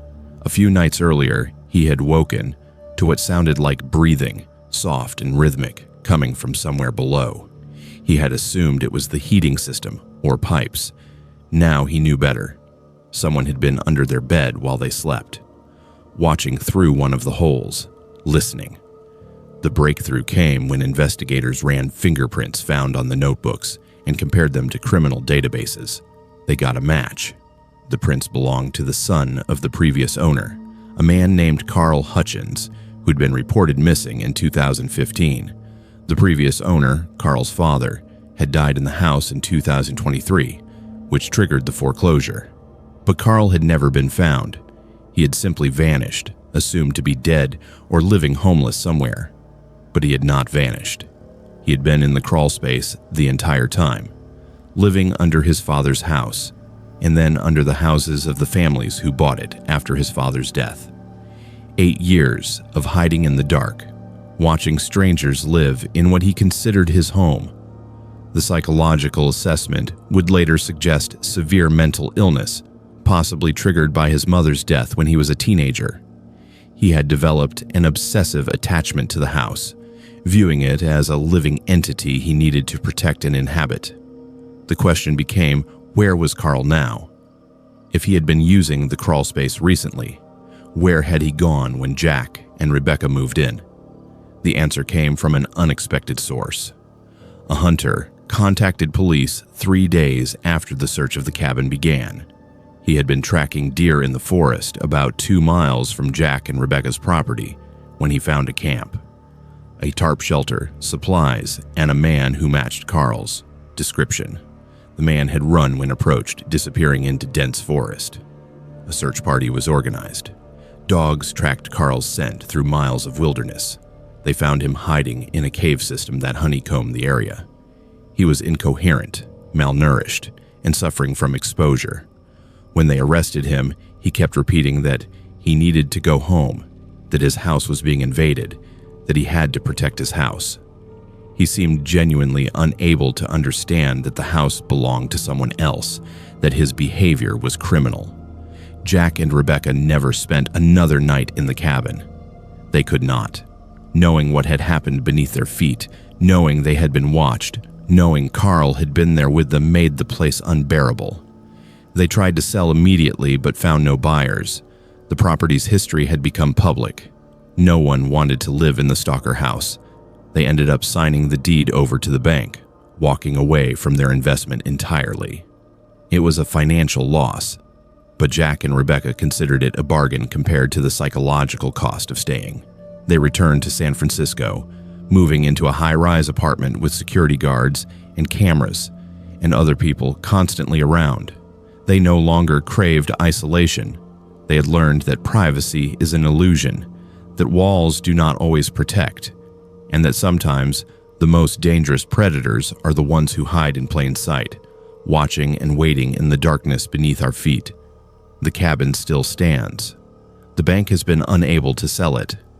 The listing has been removed from most real estate websites. Local knowledge of what happened there has effectively blacklisted the property. It sits empty now, slowly deteriorating, the crawl space sealed but still accessible to anyone determined enough. And sometimes, people report seeing lights in the windows at night, or smoke from the chimney, or footprints in the snow around the foundation. Whether these reports are real or imagined, no one can say. But the forest around that cabin has a reputation now, a warning that gets passed around in whispers. Stay away from the Hutchins place. Some houses are not meant to be lived in. Some spaces are claimed by things that will not relinquish their territory, no matter how many legal documents say otherwise. Henry had not wanted to come to Alaska for Thanksgiving. His sister had invited him, insisting that he needed to get away from Boston, away from the memories of their father who had passed away 6 months earlier. She lived in Fairbanks with her husband and 2 young children, and she thought time with family would help Henry process his grief. He had resisted but eventually agreed, more to stop her worried phone calls than from any real desire to travel. The plan had been to stay at his sister's house in town, but a last-minute work emergency sent her husband to the North Slope for 2 weeks. She did not want to leave Henry alone in their home while she took the kids to visit her in-laws in Seattle. Instead, she offered him use of the family hunting cabin. It was stocked with food, had heat and electricity from a generator, and would give him the solitude he seemed to prefer these days. Henry accepted, seeing it as a way to avoid the cheerful chaos of his sister's family, while still technically participating in the holiday. The cabin was 80 miles north of Fairbanks, accessible by a rough logging road that was barely maintained in winter. His sister's husband had left detailed directions and the key. Henry made the drive on the day before Thanksgiving, arriving in late afternoon as the brief November daylight was already fading. The cabin was smaller than he expected, a single room with a sleeping loft, a wood stove for heat, and a generator that powered a few lights and a small refrigerator. Basic, but adequate for a few days of isolation. He spent the evening getting settled, starting a fire in the stove, testing the generator, organizing the supplies his sister had sent. The weather report called for a major storm system to move through overnight, but Henry was not concerned. The cabin was solid, the woodpile was substantial, and he had enough food for a week if necessary. He ate a simple dinner, read for a while by lantern light, and climbed into the loft to sleep. The storm arrived around midnight. Henry woke to wind hammering against the cabin, strong enough to make the structure groan. Snow pelted the windows in waves, creating a white noise that was almost soothing. He lay in the darkness, listening to nature's violence, feeling oddly peaceful. This was the kind of storm his father had loved, the kind that reminded humans how small they were, how little control they had over the world. Then he heard his name, soft at first, barely audible over the wind. Henry. A man's voice calling from outside. Henry sat up, his heart suddenly pounding. The voice came again. Henry, please. It was his father's voice, the exact timbre and cadence, the slight Boston accent that had never faded despite 40 years in other places. Henry felt ice settle in his stomach. His father was dead. He had been at the funeral, had helped carry the casket. This was not possible. Henry, I need your help. The voice was louder now, more insistent. It seemed to come from just outside the cabin, barely muffled by the walls. Henry climbed down from the loft, moving slowly, trying to convince himself he was still asleep, that this was a dream. He approached the window and looked out. The storm had intensified. Snow fell so thick he could barely see 3 feet beyond the glass. Wind created shapes in the swirling white, forms that appeared and vanished in seconds. Son, please open the door. The voice was at the front door now. Henry could hear it clearly despite the storm. It sounded exactly like his father. Not similar, not close. Exactly right. Henry's rational mind screamed that this was impossible, that he was hallucinating from grief or carbon monoxide or simple exhaustion. But the voice continued, patient and familiar. I am cold, Henry. I need you to let me in. Henry found himself moving toward the door. His hand reached for the deadbolt. Then he stopped. Something was wrong, not with the voice itself, but with what it was saying. His father had been tough, stoic, the kind of man who never admitted weakness or asked for help. Even dying of cancer, he had refused to show pain, had insisted he was fine until the very end. He would never beg, would never ask to be let in from the cold. That was not who he had been. Henry stepped back from the door. The voice changed immediately. Henry, do not be foolish. Open the door. More commanding now. More like his father in that way, but still wrong. His father had called him by his full name only when he was angry. In normal conversation, he had used a nickname, H, short and simple. This voice had not used that nickname once. I can see you through the window, Henry. I know you're there. Henry spun toward the windows. Nothing visible through the storm. But now the voice was at the window, as if the speaker had moved across the cabin's exterior without making a sound. Let me in, and we can talk. We have so much to discuss. About what happened. About what you did. Henry felt anger mixing with his fear. What he did. He had done nothing wrong. He had been a good son, had visited his father in hospice every day, had held his hand when he died, had organized the funeral, had settled the estate. The voice was trying to manipulate him, to create guilt where none should exist. The voice seemed to sense his resistance. It shifted tactics. Remember when we went fishing in Maine? When you were 8? We caught that enormous bass. You were so proud. Henry did remember. It was one of his best memories of his father, One of the few times the old man had seemed genuinely happy. But that made this worse.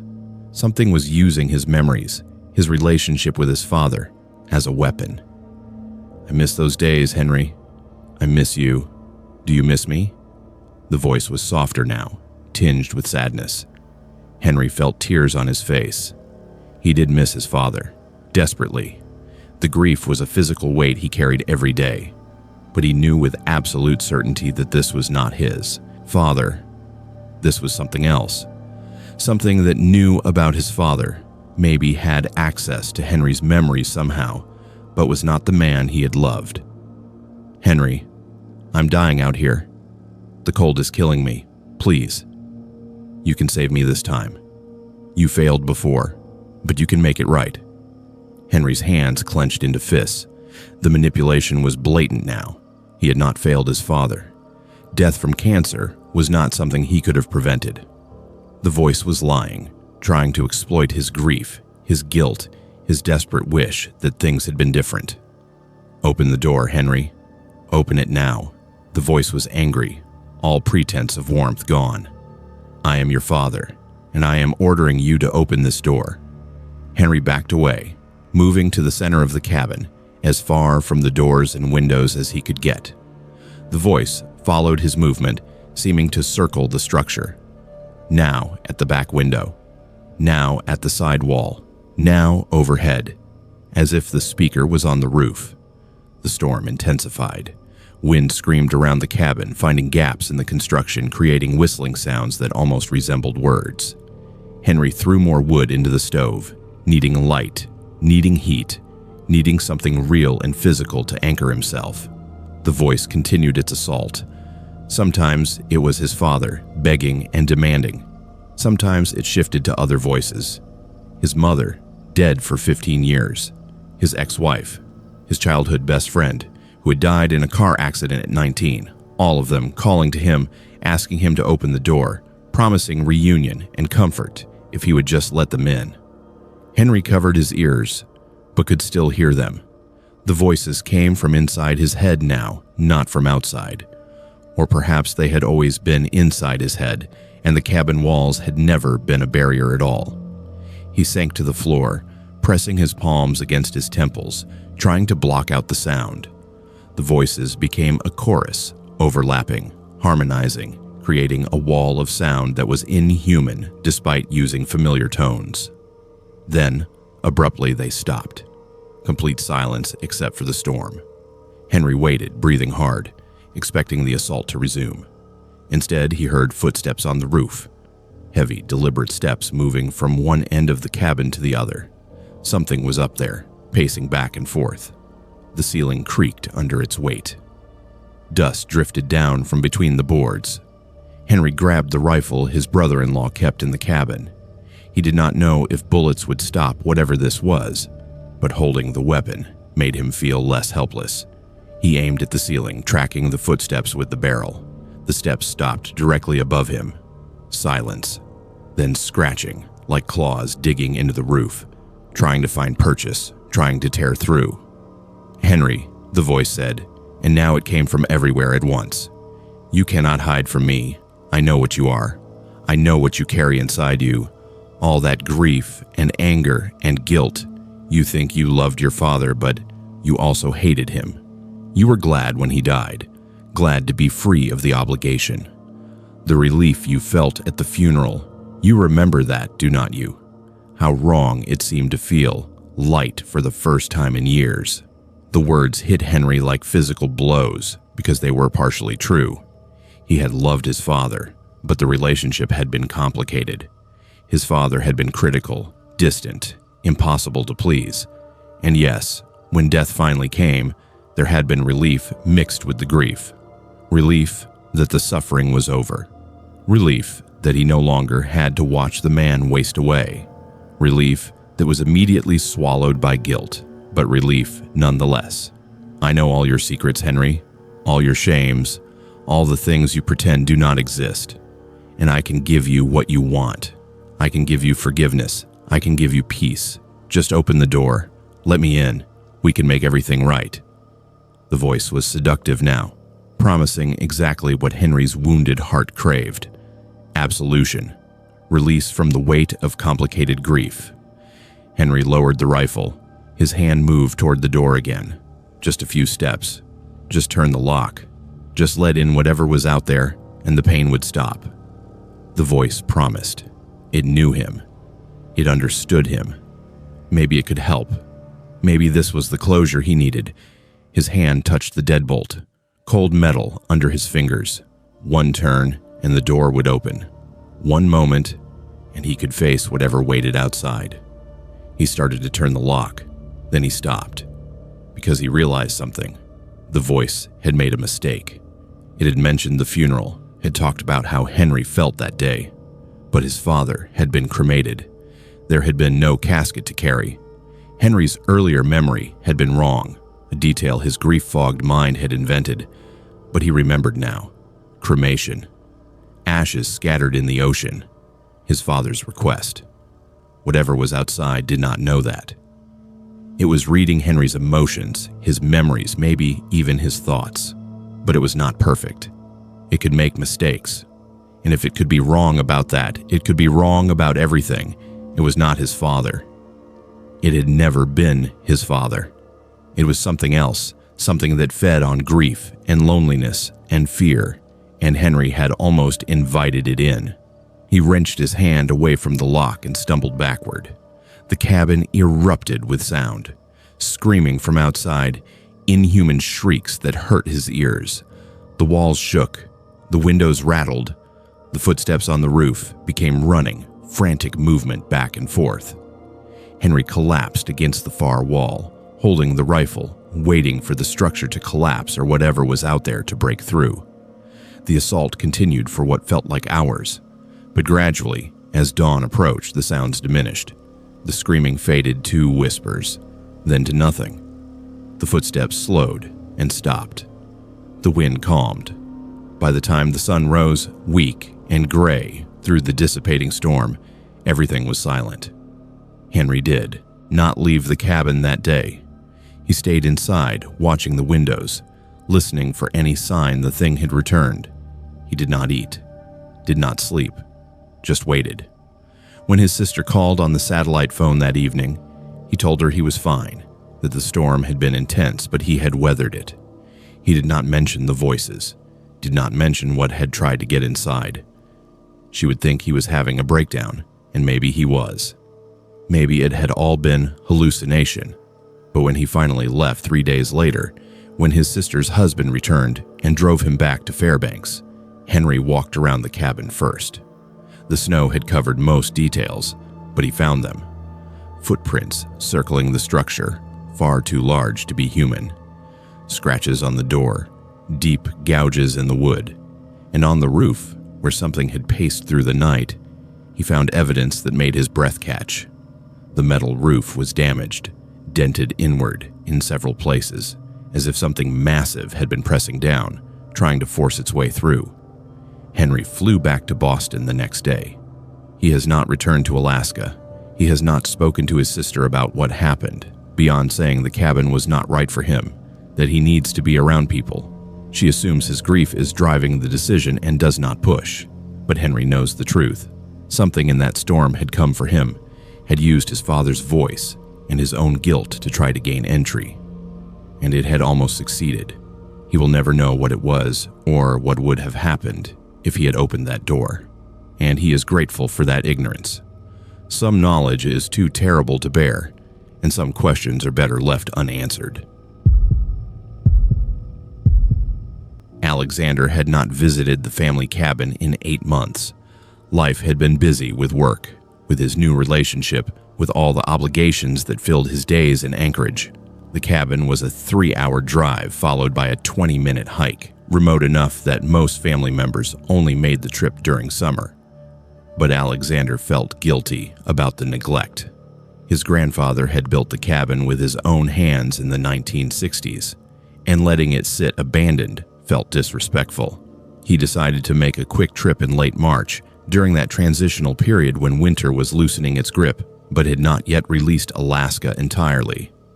The roads were clear enough for his truck, and he wanted to check on the structure. make sure the roof had survived the winter, assess what repairs might be needed before summer. He told his girlfriend Emma where he was going and when he expected to return. She thought he was crazy for going alone, but Alexander had made the trip dozens of times. He knew the route, knew the cabin, and anticipated no problems. The hike from where he parked to the cabin was harder than he remembered.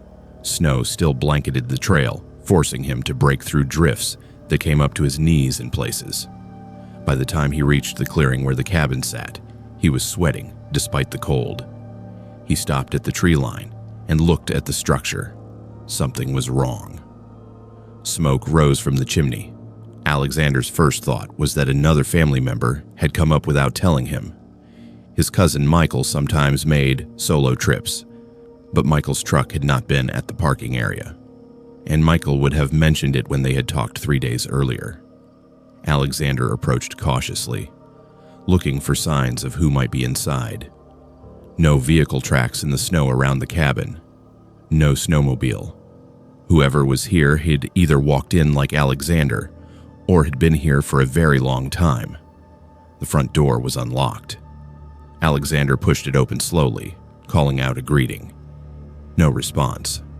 The interior was warm, the wood stove burning steadily, and everything looked normal, too normal. The cabin appeared exactly as it should, neat and organized, as if the family had just been there. The dishes were clean and stacked in the cupboard. The floors were swept. The furniture was arranged properly. Alexander walked through the space, his confusion growing. The refrigerator was running, powered by the generator, which should have been off.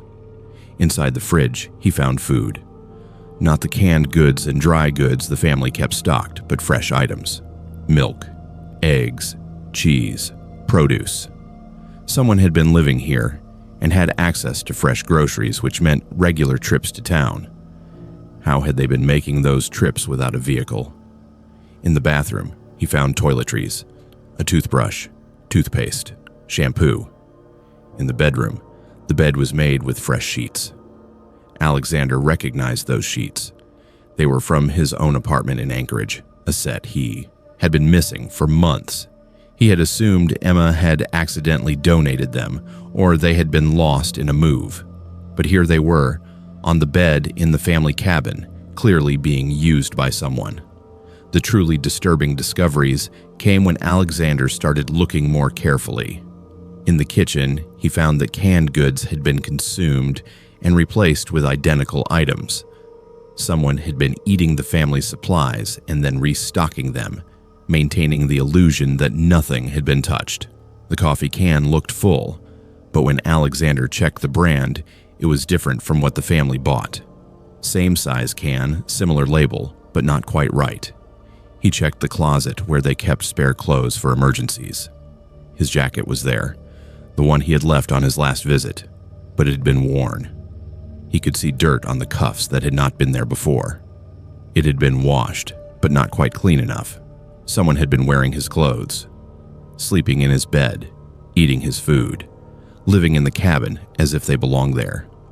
Alexander found the journal in a drawer in the bedroom, a simple spiral notebook filled with handwritten entries. He opened it and felt his skin go cold. The entries were dated going back 7 months, starting just a few weeks after Alexander's last visit. The handwriting was neat, methodical, and the content was disturbing. The entries documented the cabin in obsessive detail, measurements of rooms, inventory of supplies, notes on the building's construction, but they also documented Alexander's family. October 15th. Alexander was here last weekend. He brought a woman. They slept in the master bedroom. He mentioned planning to propose at Christmas. How did the writer know that? Alexander had not told anyone about the proposal plan except Emma, and that conversation had happened inside the cabin, in the bedroom, in private. He flipped through more pages. November 3rd. The cousin visited. Michael. He drinks too much. Talked to himself about his divorce. Cried in the kitchen. December 18th. Alexander's parents came for the day. His mother commented that the cabin smells different. She is perceptive. I will need to be more careful with the wood I burn. The entries went on and on, documenting visits Alexander knew about, and some he did not. His family had been observed, their private moments recorded, their conversations somehow overheard. Then Alexander found the photographs. They were tucked into the back of the journal, Polaroids that made his stomach turn. Pictures of him sleeping in the cabin bed, taken from the doorway. Pictures of Emma sleeping beside him, her face peaceful and unaware. Pictures of his parents eating lunch at the cabin table. Pictures of Michael passed out drunk on the couch, all taken without permission, without knowledge, by someone who had been in the cabin with them. Alexander's hands shook as he continued reading. The entries became more personal, more possessive. January 10th. I wear Alexander's clothes now. They fit well enough. I sleep in his bed when he is not here. I think he would understand if he knew. We are similar, he and I. We both love this place. We both understand what it means to need solitude. February 22nd. I have been here for months now. This is my home. They are my family, even if they do not know it yet. March 3rd. Alexander has not visited in a long time. I hope he is well. I miss seeing him. The final entry was dated 2 days earlier, March 21st. The supplies are running low. I will need to make another trip to town soon. But I worry about leaving. What if someone comes while I'm gone? What if they discover me? I have been so careful to leave no trace. They think the cabin maintains itself.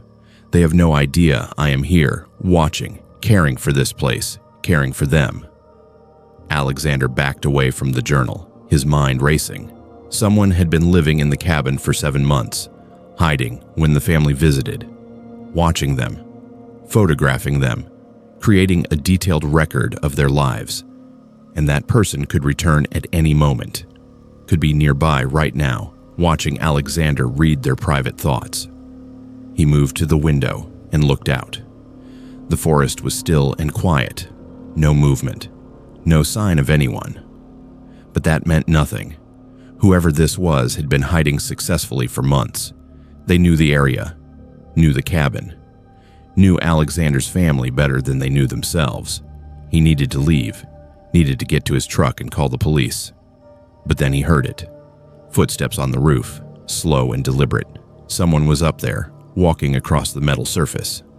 Alexander froze, listening to the steps move from one end of the cabin to the other. They stopped directly above where he stood. Silence.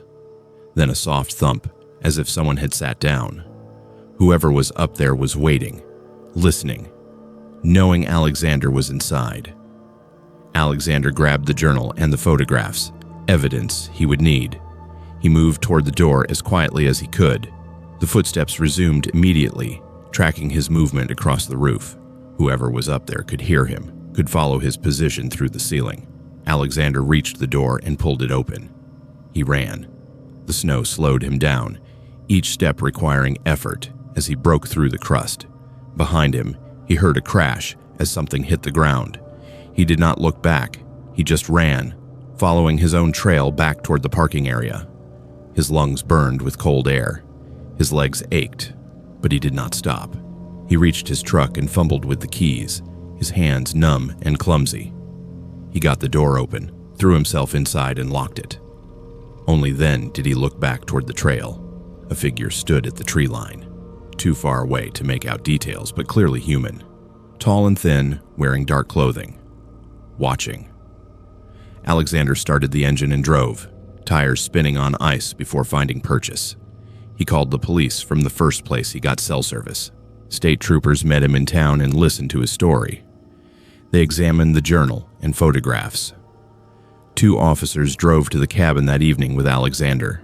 They found it empty. The stove was cold. The food Alexander had seen was gone. The journal and photographs were the only proof anything had happened. But they found evidence that supported Alexander's account. In the attic, accessed through a hatch in the ceiling, they found a living space, blankets and supplies. More journals, these documenting years of observation.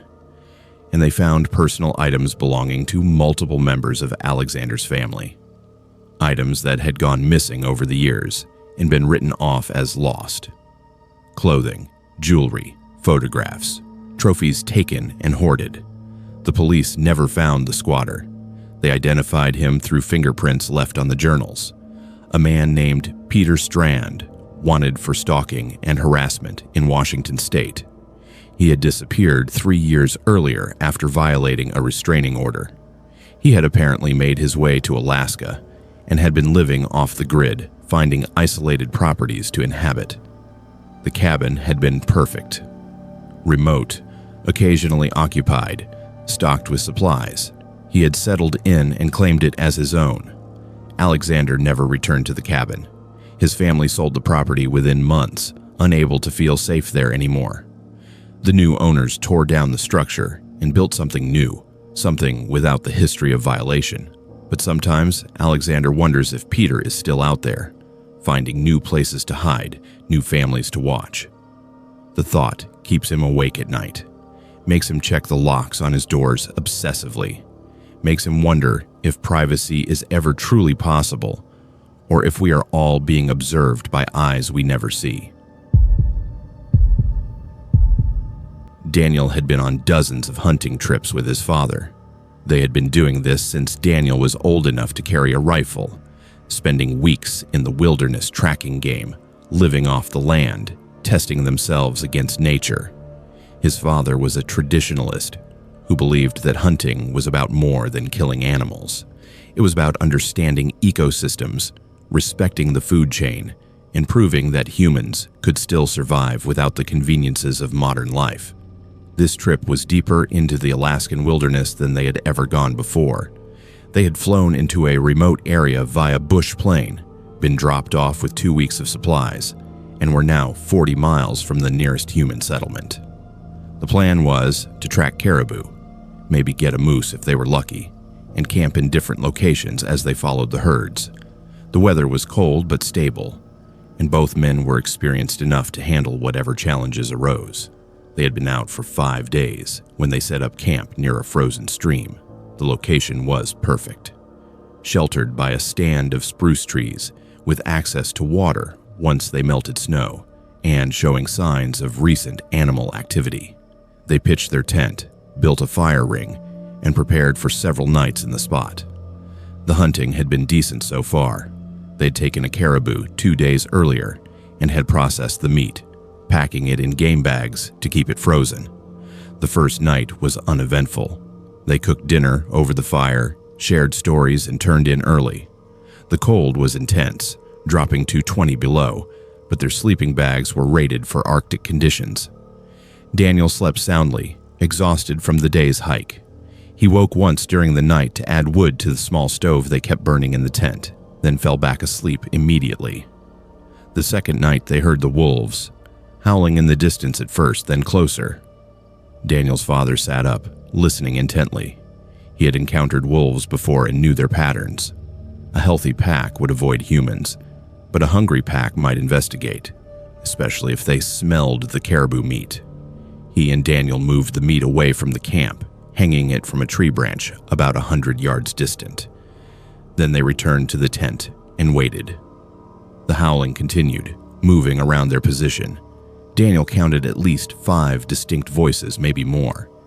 His father kept the rifle close but did not seem particularly worried. Wolves were a natural part of the environment. As long as they respected the animals and took proper precautions, there should be no conflict. They listened to the pack communicate, the howls rising and falling in eerie harmonies, until eventually the sounds faded and silence returned. Daniel was drifting back to sleep when his father grabbed his arm. Daniel came fully awake instantly, his senses alert. His father was staring at the tent wall, his body rigid. Daniel listened. Something was outside, not far from the tent. He could hear breathing, heavy and deliberate, then footsteps in the snow, but not 4-legged footsteps, 2 legs, something walking upright. Daniel's father signaled for silence and slowly reached for the rifle. They waited, barely breathing, as the footsteps circled the tent. Whatever was out there was taking its time, moving slowly, deliberately. It stopped near the tent entrance, Daniel could see a shadow through the fabric, backlit by starlight. A human shape, tall and broad-shouldered, standing perfectly still. His father whispered, voice barely audible. "Who is there?" No response. The shadow remained motionless for perhaps a minute, then moved away. The footsteps receded into the forest. Daniel and his father waited another hour before either of them spoke. They discussed what they had heard. It could have been another hunter, though they had seen no evidence of anyone else in the area. It could have been someone lost, disoriented, unable or unwilling to respond to a direct question. Or it could have been something else. They did not sleep the rest of that night. They kept the stove burning, kept the rifle loaded, and took turns watching the tent entrance. When dawn finally came, weak and gray, they went outside to investigate. The snow around their tent told a strange story. Footprints circled their camp in a perfect ring, perhaps 30 feet in diameter. But the prints were wrong. They were human in shape, showing 5 toes and a heel. But they were barefoot, no boots, no shoes, just bare skin pressed into snow that was cold enough to cause frostbite in seconds. Daniel knelt beside one of the prints, examining it closely. The impression was deep, suggesting significant weight. The toes were spread wide, as if the person had been balancing carefully. But there were no other marks, no signs of distress or pain that bare feet in sub-zero snow should cause. The prince just circled the camp calmly, methodically, and then headed off into the forest. His father wanted to follow them, to understand what they had encountered. Daniel was less enthusiastic, but he trusted his father's instincts. They packed light, taking only weapons and emergency supplies, and followed the tracks. The barefoot prints led deeper into the forest, moving in a straight line with no deviation. Whoever had made them had known exactly where they were going. After half a mile, they found where the prints intersected with wolf tracks. The wolves had been there recently, probably within the last few hours. The 2 sets of tracks converged, and then something strange happened. The wolves had not attacked or fled. They had simply walked alongside the barefoot prints for a distance, then veered off, as if they were escorting whatever had made the human tracks, or at least showing no aggression toward it. Daniel's father stopped and examined the tracks carefully. He looked troubled, which was unusual. He was not a man who frightened easily. He said something that made Daniel's blood run cold. The wolves knew. They smelled it, recognized it, and left it alone. Daniel asked what he meant. His father did not answer, just shook his head and said they should return to camp. They followed their own trail back, moving quickly now. Both men felt watched. Daniel kept turning, scanning the forest behind them, but saw nothing. Just trees and snow and the fading light of another brief Arctic day. They reached camp as darkness fell and immediately began preparing to leave. They would pack up, hike back to their pickup location, and call the bush pilot for early extraction. His father did not explain the decision, but Daniel did not argue. Something about the barefoot tracks had deeply unsettled the older man, and Daniel had learned to trust his father's instincts. As they broke down the tent, Daniel noticed something. The caribou meat they had hung in the tree was gone, not taken by animals. The bags were still there, still hanging, but they were empty. Something had untied them, removed the meat, and retied them exactly as they had been. The knots were perfect, identical to the ones Daniel's father had tied. No animal could do that. They worked faster, packing with an urgency that bordered on panic. As they loaded their backpacks, Daniel saw them, eyes reflecting their flashlight beams. Multiple sets scattered through the trees around their camp. Too high to be wolves unless the animals were standing on their hind legs. The eyes blinked, shifted, but did not approach. Daniel's father saw them too. He unslung his rifle and fired a shot into the air.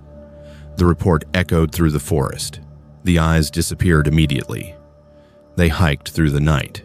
It was dangerous, moving through unknown terrain in darkness, but staying seemed more dangerous. They used headlamps and GPS, following the route back toward their pickup point. The forest was silent except for their footsteps and breathing. No howling, no animal sounds, just oppressive, unnatural quiet.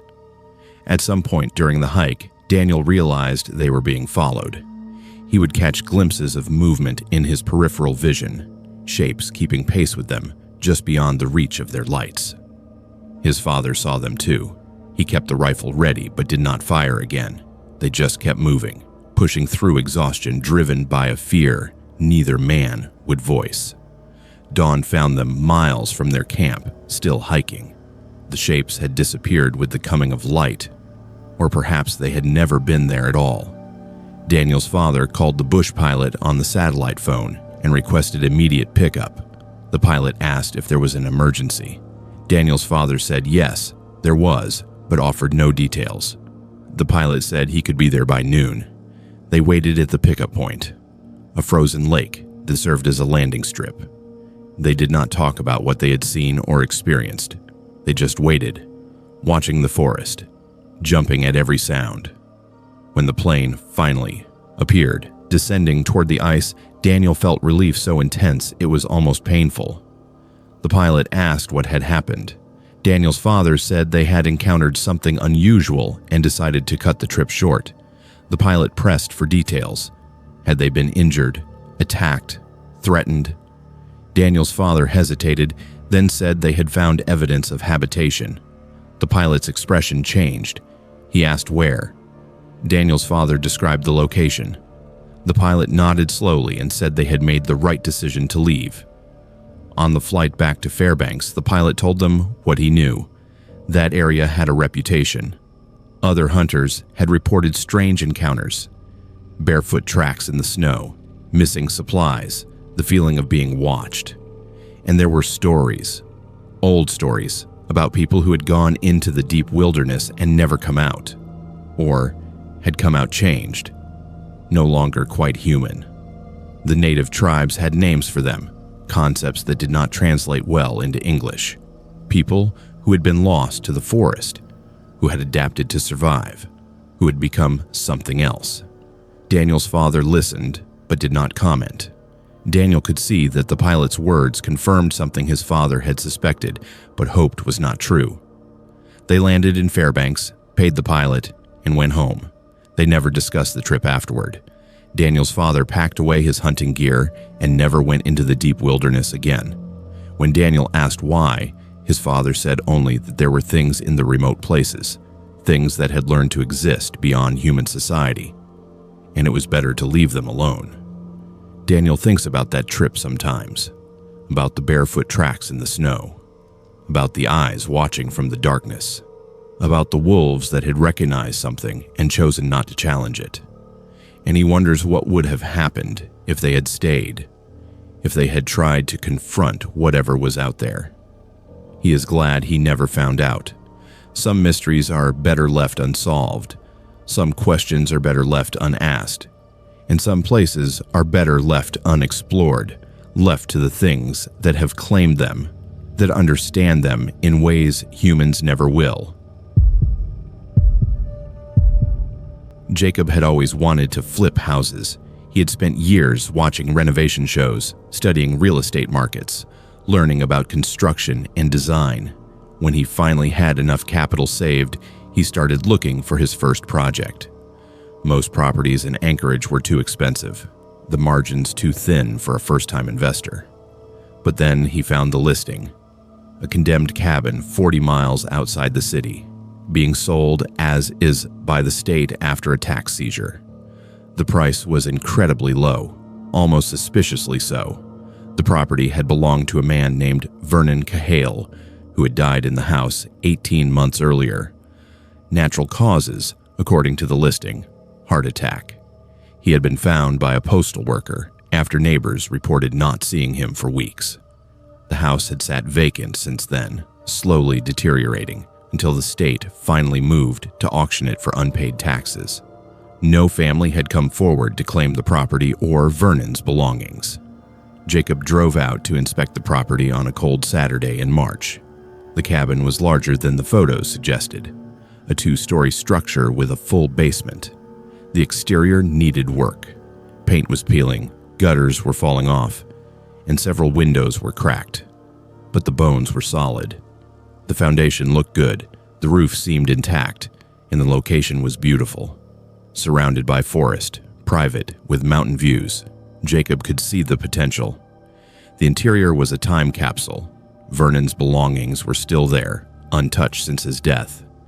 Dishes in the sink, mail on the table, a half-finished cup of coffee on the counter, the contents long since evaporated. It was eerie, walking through a dead man's life, but Jacob tried to remain professional. He documented everything, took measurements, made notes about what repairs would be needed. The basement was accessible through a door off the kitchen. Jacob opened it and was hit with the smell. Musty and damp, with an underlying chemical odor he could not identify. He descended the wooden stairs carefully, testing each step before putting his full weight on it. The basement was unfinished, just concrete walls and a dirt floor in some sections. Storage boxes were stacked along one wall. An old workbench occupied another. A water heater and furnace stood in the far corner. Jacob was about to head back upstairs when he noticed something odd about one of the walls. The concrete looked newer in one section, a patch about 6 feet wide and 7 feet tall. The color was slightly different, the texture not quite matching. Jacob approached and examined it closely. Someone had built a false wall, recently too. The concrete was not more than a few years old. He found a sledgehammer in the garage and returned to the basement. Part of him knew he should leave this alone, should call the police and report the suspicious wall, but curiosity overwhelmed caution. He swung the sledgehammer. The concrete cracked. It was not as thick as he expected, maybe only a few inches. Several more swings created a hole large enough to see through. Jacob shined his flashlight into the darkness beyond. A room, hidden behind the false wall, completely sealed off from the rest of the basement. He widened the hole until he could step through. The hidden room was about 12 feet square. The walls were lined with corkboard, the kind used for soundproofing, and covering every inch of that corkboard were photographs. Hundreds of them, maybe thousands. All surveillance photos taken with a telephoto lens from a distance. People in their homes, children playing in yards, women getting into cars, men working in their garages. Jacob felt his stomach turn as he realized what he was seeing. Vernon had been a voyeur, possibly a stalker, documenting people's lives without their knowledge. But it got worse. One wall was dedicated to a single family, a woman, a man, and 2 children. The photos showed them over what appeared to be years, the children aging from toddlers to teenagers, hundreds of images documenting every aspect of their lives. School events, family dinners, birthday parties, all photographed from a distance through windows across yards. The level of obsession was staggering. In the center of the room sat a desk. On it were monitors, currently dark, connected to hard drives. Jacob pressed the power button on one monitor. It flickered to life, showing a grid of camera feeds, 4 different views of a house. The same house from the photographs on the wall. The feeds were live. Jacob could see lights on inside. Movement in one of the windows. Someone was home. Vernon had been surveilling this family in real time, and the system was still running. Jacob's hands shook as he checked the other equipment. Multiple hard drives, labeled by year, going back a decade. File cabinets filled with printed photographs, organized by subject. Notebooks containing detailed logs of the family's activities. Times they left for work. Times the children went to school. Patterns of behavior documented with obsessive precision.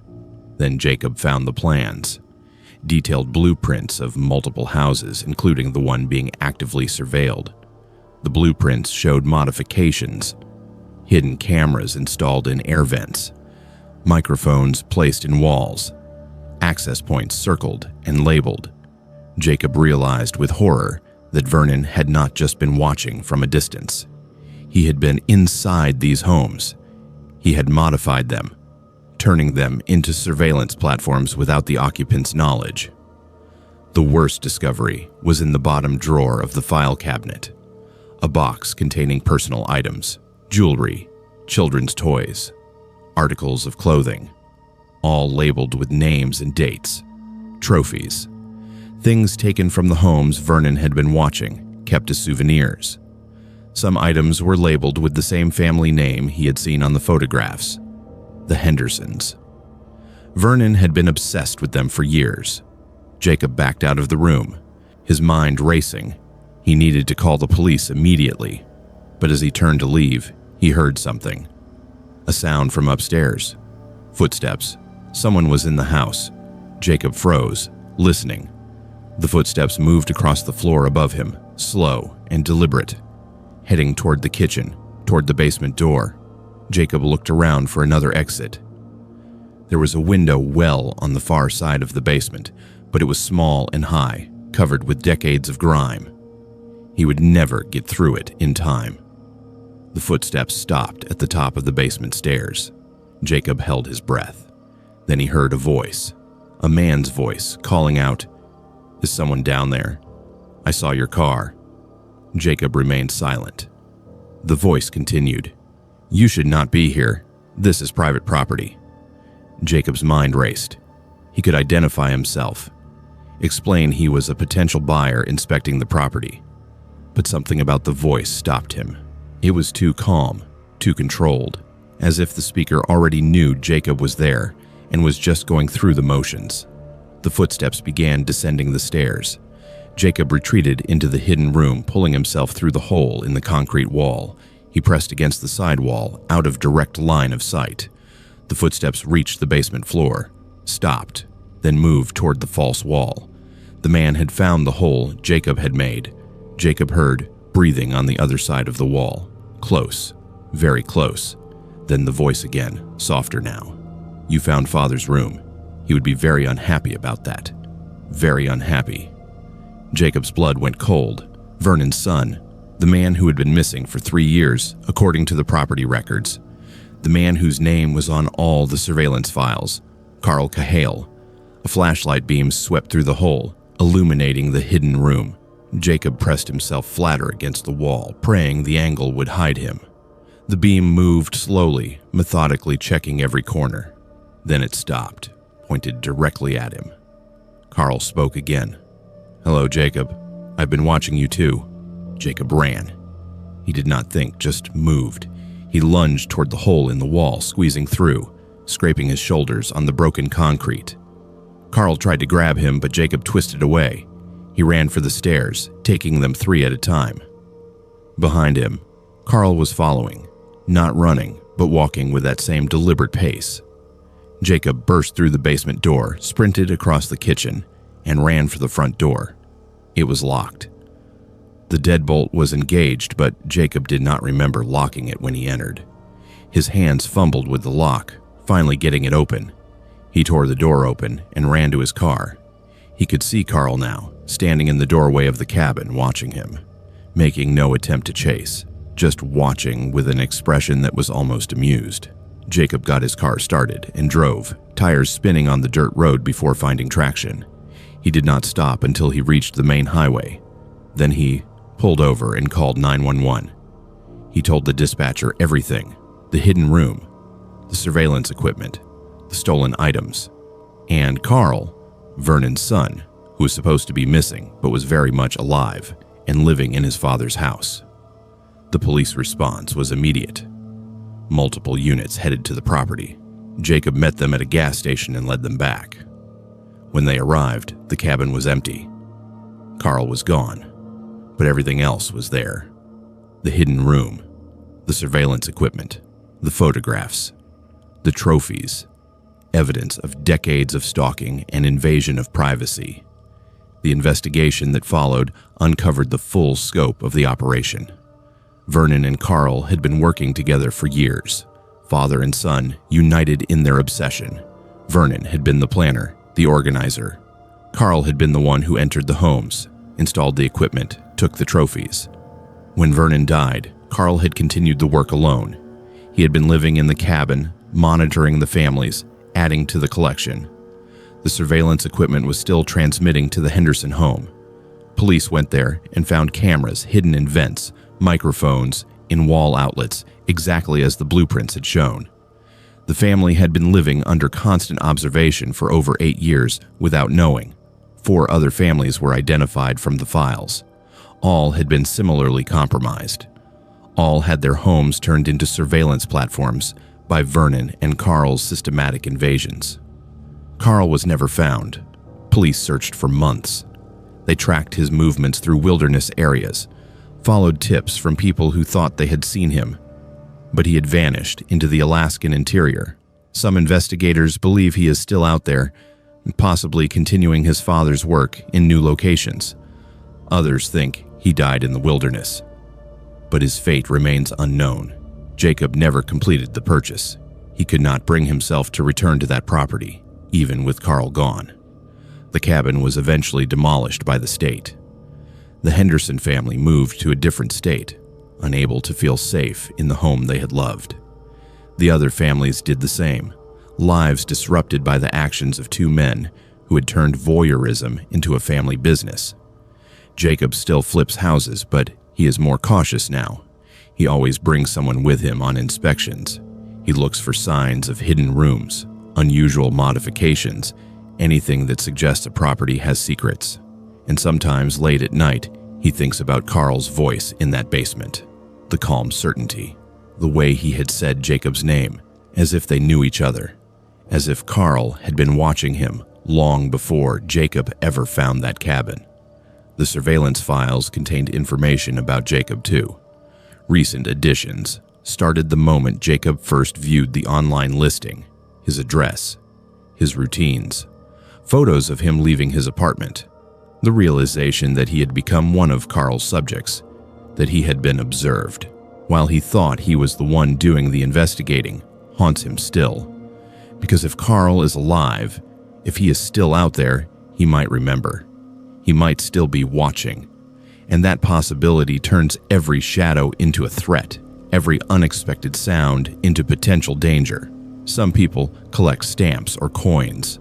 Vernon and Carl collected lives. And their collection might not be finished,